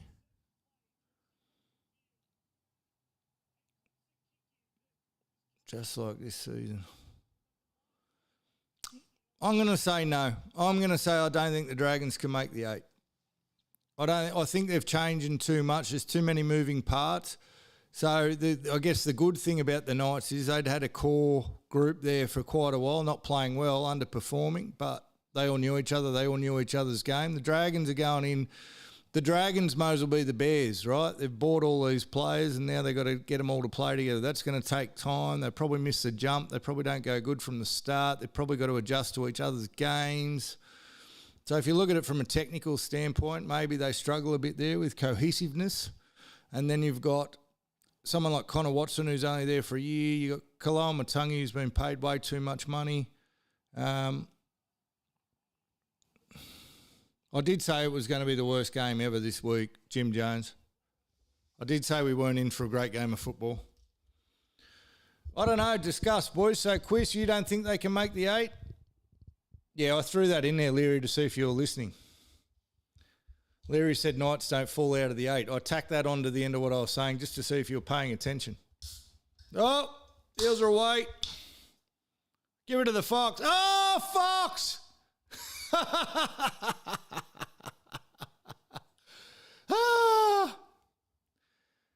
Oh, funny. Fox, what have you done?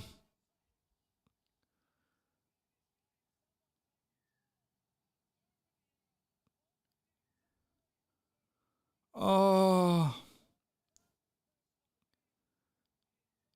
what a horrible game of football we're witnessing.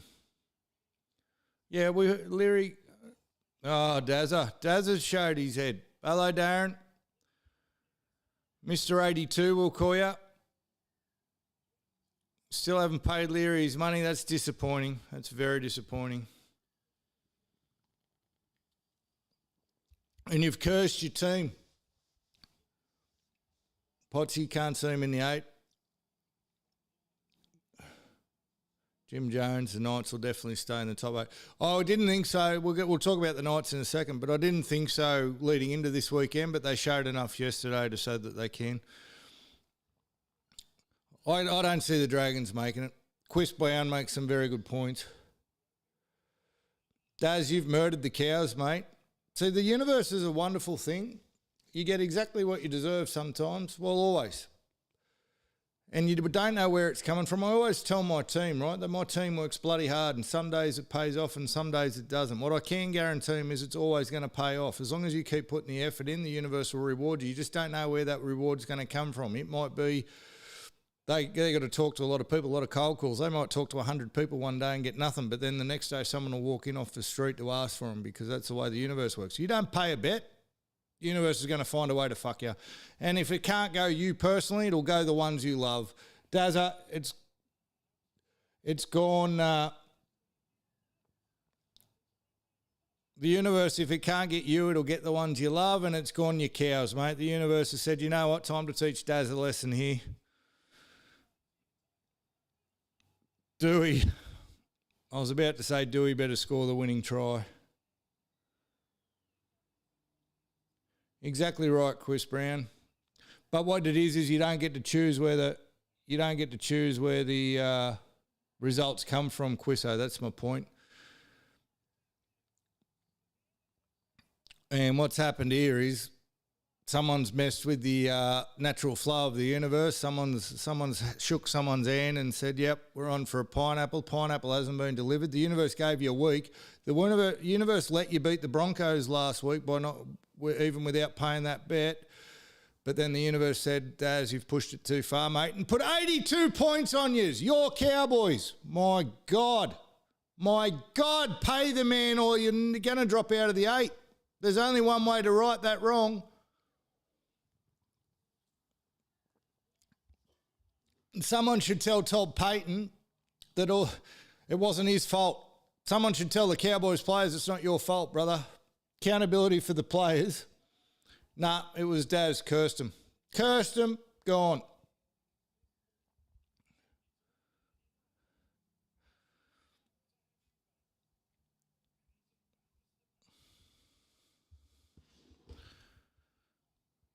So the Dolphins aren't impressing me. Is the Dolphins impressing anybody? They're not impressing me.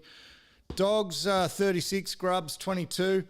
Can we just all fucking have a moment's silence for the Grubs missing the 8 for the first time in 36 years? There you go, that's a moment. The Grubs are out, the Grubs have fallen, the Grubs are gone, and listen, I think he's going to end up more wrong than he gets right this year, but Leary was adamant at the start of the year the Grubs missed the 8. I had him in 8th. I knew they were going to fall. Not in my wildest dreams did I think they would have the monumental collapse that they've had this year, and I couldn't be happier. Grubs are gone. All respect to Bellyache in the world, but the Grubs, fuck them. All respect to Bellyache in the world, but the Grubs are gone. Oh, there's been a poll. What's he done? What was the poll? I can't see it.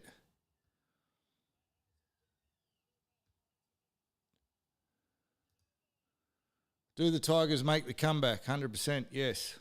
Sesh Jr. Sesh Jr.'s not here, but he's making polls. Storm out of the top 8 next year too. Yeah, long way back for the Storm. Oh, Potsy's a Storm supporter. I forgot that. Eat a dick, Potsy. Grubs are gone. Grubs are gone. And I don't know. They don't come back next year. Munster going. They're losing a lot of cattle next year again, and I don't see any ready-made replacements. And they need to change their style. They need to change a lot to start winning games again because their aura's gone, their culture's gone. They used to win a lot of games just on their aura. Teams used to shit the bed, much like when they're playing me for a pineapple in golf. Teams used to just shit the bed because they were playing the Storm. Not anymore. Not anymore. And the Dogs, well, the Dogs had to get it done, didn't they? The Dogs had to get it done. It's 12 all. The Dogs had to get it done. They did. They were struggling by half time. I really don't. On Thursday, Larry, I'll definitely get his pineapple and my Cowboys we put. Yeah, you said that. I will have to right the wrong.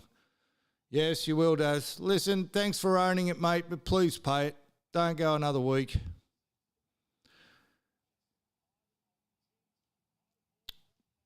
And I will say this on a serious note, and it's not just about Daz, and it's not just about grog, right? But wasn't the main reason I stopped drinking. 100% not the main reason I stopped drinking, but doing stupid things on the piss certainly didn't help.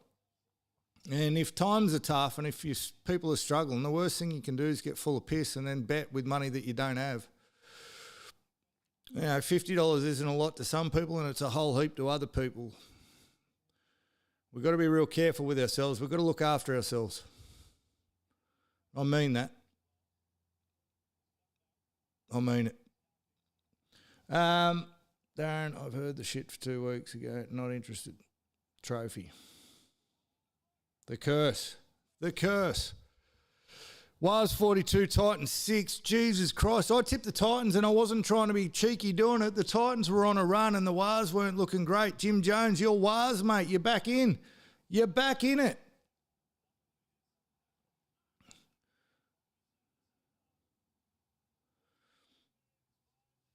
That's why you don't get on social media, Hamish. The Wars are back. And the Titans let me down big time. I use this week as my joke around for me tips because I've fallen to 20th and I thought, pretty easy round to pick. Not an easy round to pick. Not that the Titans beating the Wars is an easy game to pick, but I was very confident. But I'm glad the Wars are back because I didn't want another season of hearing everyone going the Wars will choke. I actually like when the Wars are doing good and I like their coach a lot. And I like Wade Egan. I like what they're about. I like their culture. We've said this 100 times, so I want the Wars to do well. I don't think I had them in the 8 at the start of the year. I can't remember where I had the Wars. But I thought they were going to struggle. They're not struggling. Titans runneth be over. I still think they'll worry. They'll get a couple more wins before the end of the season. They'll probably finish where I picked them to finish. But it was and fucking how many Kiwis are there in the Gold Coast? My God, the crowd was off its head. I had to double check where they were playing because I was only half paying attention to the game, but I could hear the crowd, man, and I thought, did I tip against the Wars in New Zealand? They weren't in New Zealand. They were on the Gold Coast. The Gold Coast is the new Bondi. Every Kiwi used to move to friggin' Bondi. They're now on fucking the Goldie, hitting up the Pink Pony. Doing the hucker all over the stripper poles on the Goldie. The Crazy Horse, Pink Pony, the Crazy Horse is what I was thinking about. I met Big Kev at the Crazy Horse one night. They're all in Perth. They're not all in Perth. Bondi's Irish now. Okay. Interesting. Lot of Kiwis in Queensland. At the Crazy Horse. Big Kev, I'm excited. Unbelievable.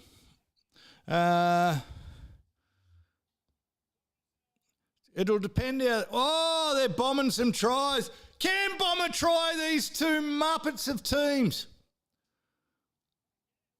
What are we doing? I don't dare question the quality of this game because I'm not allowed to have a potty an opinion or anything else to do with the NRL because I don't know ball. But this fucking game is horseshit. This game is horseshit. Now, for the Titans, they win a couple more before the end of the year. You count the year as a win. They've improved, yeah. Titans have improved. If they shit the bed for the rest of the year, then they haven't it's same as last year. It's not a win. But I think if they win the next few or win a few games running in, it's been a win for the Titans. Rebuilding again. Parramatta-esque, as I said. Panthers 42, Raiders 18. Panthers shaky as shit for the first 20 minutes. Panthers no longer shaky. Panthers are back. Yeah, at least I agree with you, Jim Jones. At least bloody watching the Roosters score some unbelievable tries provided a bit of entertainment. This is fucking disgusting. Steve Valeri, I don't know if you've been counting, but I've sworn a lot less this potty. I'm getting better.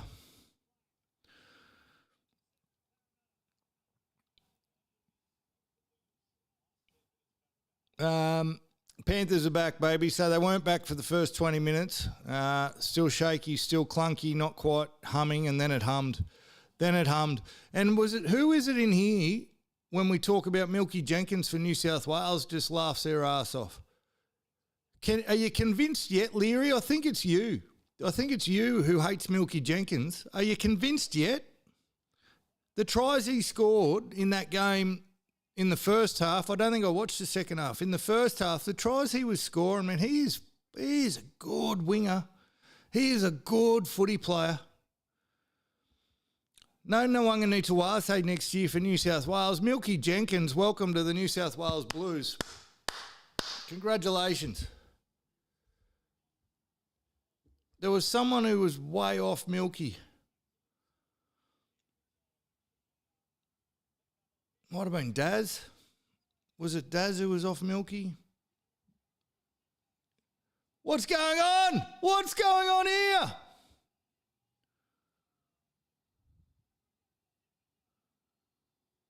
What the hell happened there?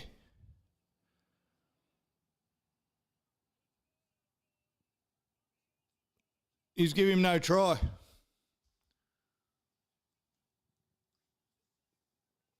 Just a reminder, anyone who's here who hasn't yet, can you like the video, not the comments in the chat? Like the video, comment in the comments. What's he calling here?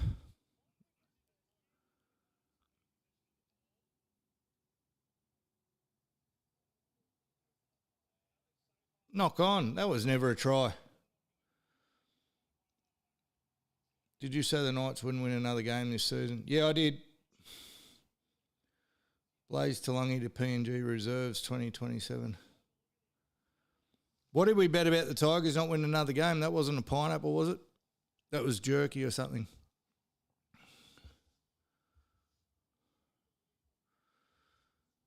Unlucky Steve Leary to have that try taken off you. And I did say the Tigers wouldn't win another game this season. And then I tipped them. Fuck, I really should pay more attention to what I'm doing. I said they wouldn't win another game all year and then I tipped them. Why? Jerky and a marker. I'm at the behest of the jerky makers. I did try a competition jerky. I did try a competition jerky today to Gibbs's. One of the other slices is another jerky maker. So we got a bit of jerky competition. It was pretty good. I've got a shit memory. Yes, mate. Jim, I've got ADD, mate. That's literally clinical definition of shit memory. I forgot what I just said to you 4 seconds ago. I do remember saying the Tigers wouldn't win a game. So I don't know how I went from that to tipping them this week. I've been saying the Tigers wouldn't win another game for about a month. So then why would I tip them? Fucking idiot. Idiot. God. Raiders runneth be over too. So Panthers warming up nicely. Panthers still my favourites for the comp. Panthers are back. Raiders needed to win that badly. That's going to give him a pineapple off Leary. We do have a pineapple that will be paid, I'm sure. Oh, fucking Paras dropped the ball again. What is going on? Has there been a worse game this year? We've watched some bad ones. Panthers gone. What do you mean, Leary? They just won 42-18 against your Raiders. What do you mean they're gone? Explain yourself. The bubble was popped and now they're back. Please, Lord, may Luai get the match winner. Amen.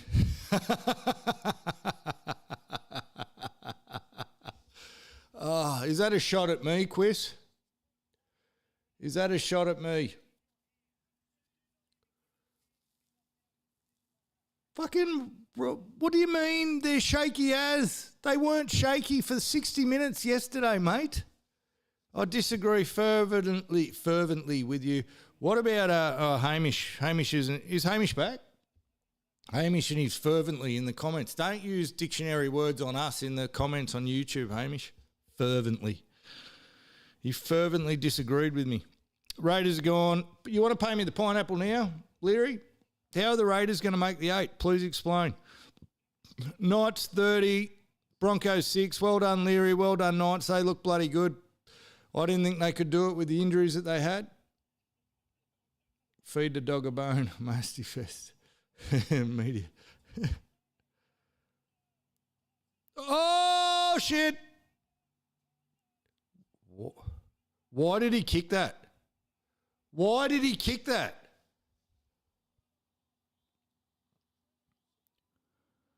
Why didn't he just tuck it under the arm and have a crack?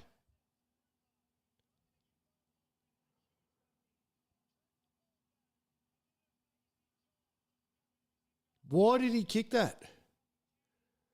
Easy run home and a bye.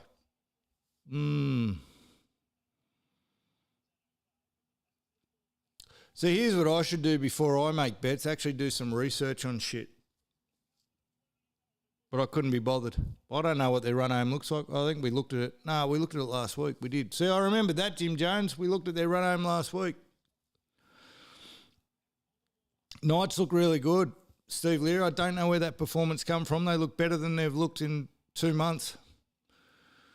I thought and that bloody Manu Lalua looked frigging good again, didn't he? Yeah, Manly won't make the top 8. Oh, thanks, Scoop. Thanks, Daz. Scoop, Manly won't make the 8. Really? Geez, I thought we were playing so well. The Warriors need to take their home game players to Eden Park and get 50,000 fans in there. I would love to go over for that. Wonder if I can find an excuse to go to Warriors. You better sell out real quick. You're not going to get tickets. Tell you what, we did get tickets for during the week. Ladies and gentlemen, me and Mrs. Sunday Sesh going to System of a Down in the mosh.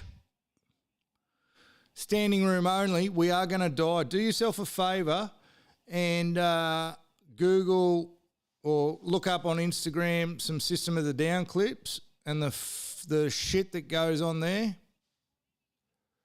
Did that go over? Oh, it went over. I saw him kick it and I stopped looking because I thought there's no way that's going over. So we've only got System of a Down and Corn left on our bucket list for bands to go to. We're going to have to train for 6 months before it because the moshes are death. We may die. We've already set our rendezvous plan, our escape plan if we lose each other.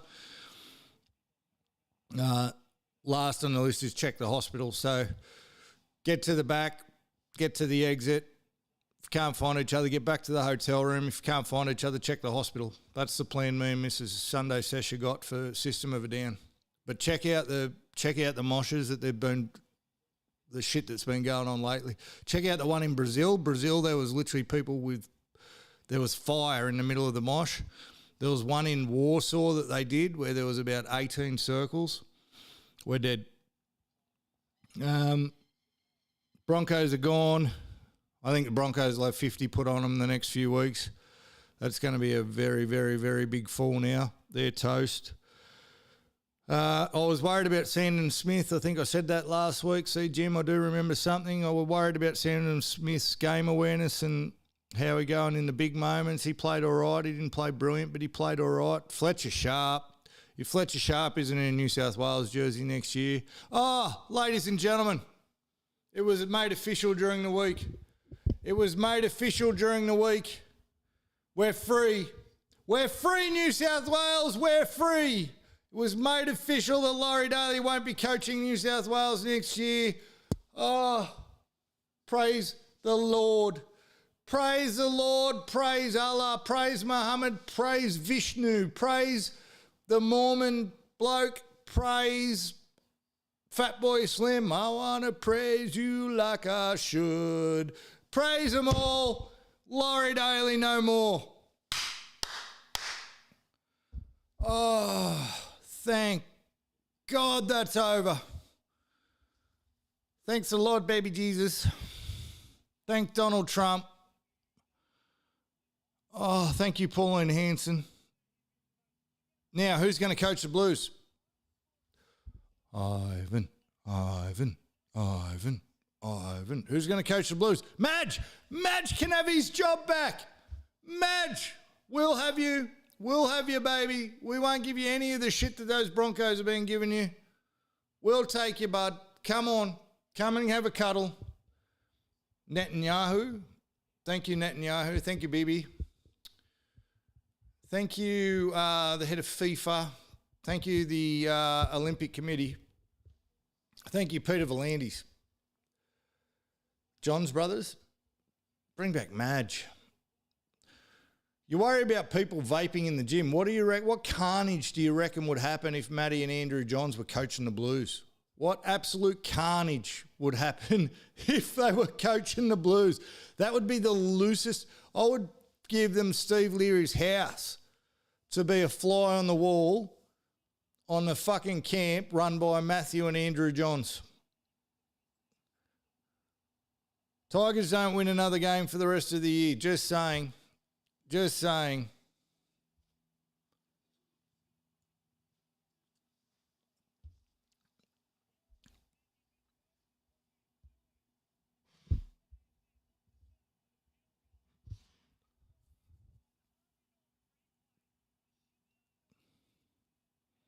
Oh, who was that out there? Look at this defence. Look at this great defence. What's the centre doing? Oh, good tackle, Luai. Well done, brother.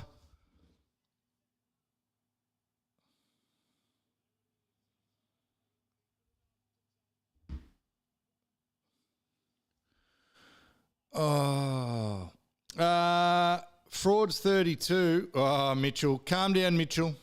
Calm down, Mitchell. It's the first good thing you've done all year. And carry on like a good sort, Mitchie. So you know what else that means, gentlemen? No Laurie Daly next year means no Mitchell Moses next year, and we'll get Ethan Strange as our 5-8. Come on. Oh, it's going to be a dynasty. It's going to be a Blues dynasty. It's a crying shame. Luai, the biggest wasted cash soul ever. Look at that. What a tackle by Luai. Don't you know it's a crying shame? And don't worry, Hamish has got all that to look forward to next year with Luai. Fancy fucking paying to have Jerome Luai for a year. What book did they get that out of? That's something Seabold would do. He looks distraught. Fraud's 32, South 16. South got off to a start, but they got nothing, South. I cannot believe they're in the 8. I cannot believe South Sydney are in the 8. I think they're the worst top 8 team of the lot. 100% the worst. No, Daz is a Queenslander. Jim Jones. Luai, the Eels MVP. Yes. Player of the game. Player of the game, Jerome Luai. I didn't do the social post. I need to get ChatGPT to draw a picture of Jerome Luai in a Parramatta jersey with the man of the match check. 100%. 100%. Yeah, South is disgusting, and unfortunately it looks like the Sharks are off fraud watch until night time. Until night time. They've still got to prove it in a big game. They've still got to prove it in a big game. And Manly this week, let's discuss. Fosball's back. We got the 2 points. Thank you. In Fos we trust. We're back. We're back. What's the ladder look like at the moment? Prince of Para, Jerome. Make the post. Oh, I am going to this time. I'll get chat to do it now, see what it comes up like. Create a caricature for the Sunday Sesh in our locked in theme that shows Jerome Luai in a Parramatta jersey holding a check for man of the match. Let's see what it comes up with. Yeah, you forgot to remind me. Sesh Jr. forgot to remind me. Thank you, Sesh Jr.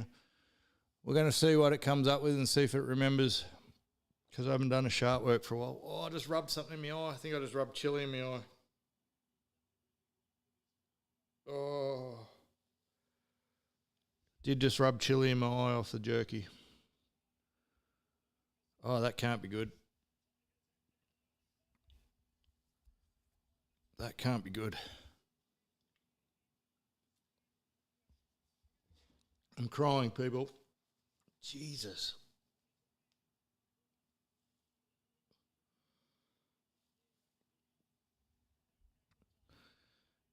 One last week, still hasn't sent it through. Come on. Draw. Next week's games. Next week's games.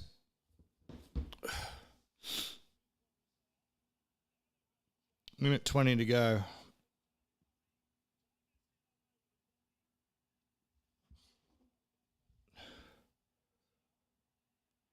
It did it. I don't like it, but it did it.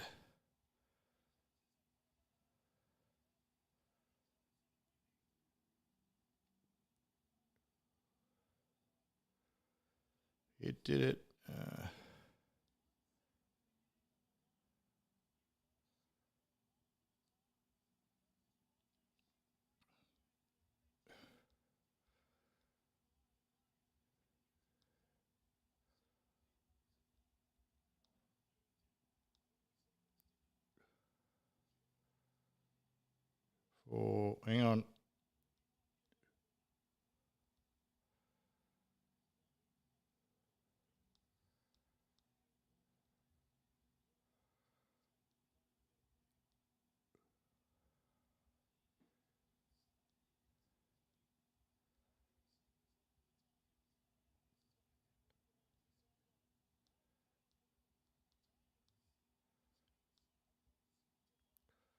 See if that does it better. Chat forgot what we were doing. Tears for the tickets. Sorry, guys.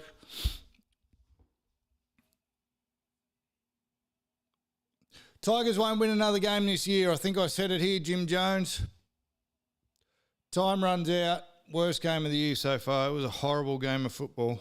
Horrible game of football. Don't worry, Para fans. You've got Luai next year. That'll fix everything. Next week, Titans versus the Cowboys on the Goldie. Fuck, who knows this week? Who knows? I still can't explain, Jim Jones, how I can keep saying the Tigers won't win another game this year and then tip them. Titans. Don't reckon the Cowboys make a comeback after losing by 80? Fuck, I don't know. I'm going to go Titans.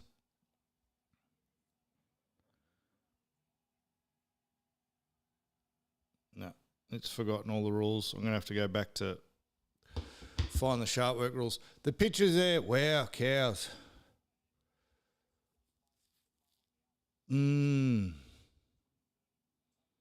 I don't know. Cows have got to come back after 80 points, don't they? I'm going to go the Cowboys. Cowboys. Waz Panthers. Oh, Waz Panthers. Waz Panthers in New Zealand. Oh, I know who Leary's going to tip. I reckon the Panthers are back. Although that breaks my other rule that I had, which was never tip against the Warriors in New Zealand. But rules are out the window. I'm going that shit in the tips that I might as well keep going shit in the tips and get on Panthers. Panthers. Yeah, it worked last week. So Jim Jones carrying on, everyone, about how well the Wars played. Can we just remind everyone that he tipped the Titans? This staunch fucking Warriors fan who tipped the Titans last week. Panthers frauds. Panthers aren't frauds, brother. Come on. Roosters Dogs. Roosters have just scored 82 points. I'm going to go the Dogs. Dogs. I can see the Roosters not backing it up. Or am I being stupid now? I'm probably being stupid now. The Roosters in form. They keep winning. Roosters. I'll go the Roosters. I'm going to go the Roosters. I don't like the odds though. So you guys, you have a sneaky gamble responsibly. You have a sneaky Ashley Klein, Steve Leary. The Dogs are currently $3.18.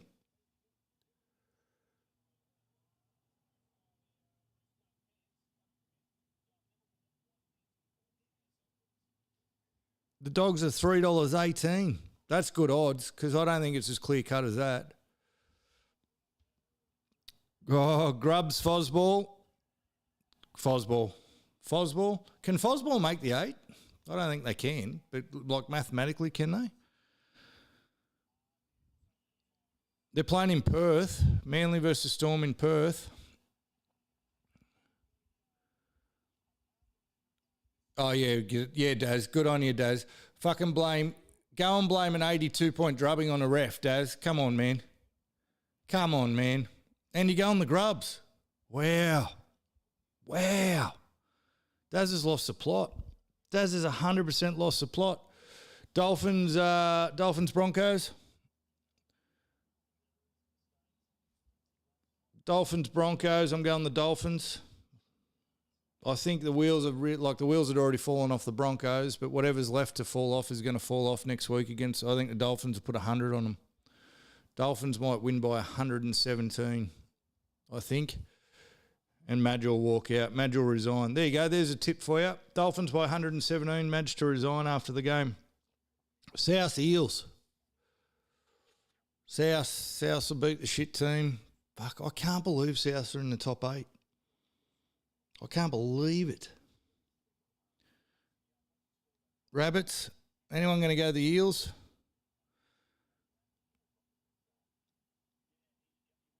No one the Eels. I'm tempted to go the Eels.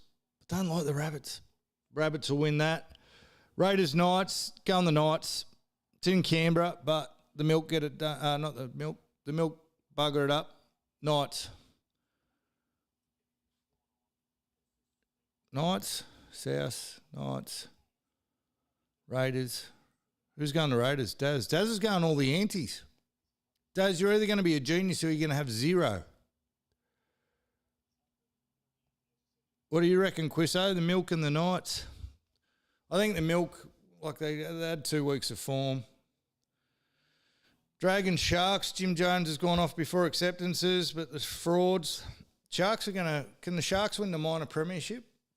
If Panthers start losing, where are the Sharks sitting? Sharks will beat the Dragons. Dragons are $4.90. That's huge. And the Tigers get the bye. Well done, Tigers. Congratulations. Moses is a problem. Who we got? Armsty. Hello, Armsty. At the Eels, their team scores to win the game, and his first reaction is to turn around and give shit to the Tigers rather than celebrate with his team, pump that up. Yeah, Moses is a bitch, Armsty. Moses is an absolute bitch. Are you another Para supporter? The rules are, Armsty, you've got to tell us who you support. They're the only rules. So then we can give you shit if it's no good. Hi, I'm Armsty and I support the... Come on. You can do it. I think Moses is a huge problem at the Eels. They play a lot better at best defensive halves combination next year. Manly supporter, let's go. Finally got one. Come on, Fozball. I know it doesn't look like it, Armsty, but I'm as Fozball as they come. They call me Foz Sesh. Sesh ball. Yeah, we said the Sharks. Welcome, Armsty, but you've jumped in at the end, mate. We're here at 4 o'clock every Sunday, except for next Sunday, people. The Sesh is having a week off. I'm getting on a plane to Hamilton Island on Thursday, going to go and play. So, quick story, revenge round. In February 2024, when I wasn't playing a lot of golf, we went to Hamo for my mum's 70th birthday. Me and my brother went and played the golf course on Dent Island there, the hardest golf course ever known to man, the most beautiful golf course ever known to man. Sesh didn't finish his round. Sesh had to ride around in a cart for the last 2 holes with, he loves to come on Fozball. Beautiful. I like it. I like to ejaculate on Fozball. Let's go for it. I lost 28 balls and finished on the 16th hole. That's not an exaggeration. I lost 28 balls. I bought a box of balls before we started. I bought a box of balls at the halfway mark. That's 24. Then I found 4 balls, borrowed one off my brother. I lost them. That's 28 balls. And try to remember to come around next week. So we're going to Hamilton Island. The revenge round's on Monday. I've got a work conference up there. Now, first work conference, staying for 4 days, not drinking, is going to be interesting. The last one was in Vietnam, and I drank that much in Vietnam. I don't remember Vietnam at all. I heard it's a lovely country. So we won't be on next week. There's no Monday show. There'll probably be a Monday show for the golf, depending on where I'm at and what we're doing. And we'll talk revenge rounds. But everyone have a good fortnight. Everyone be good to each other. Everyone stay safe. Daz, pay your fucking bet. We're not going to know about it for 2 weeks.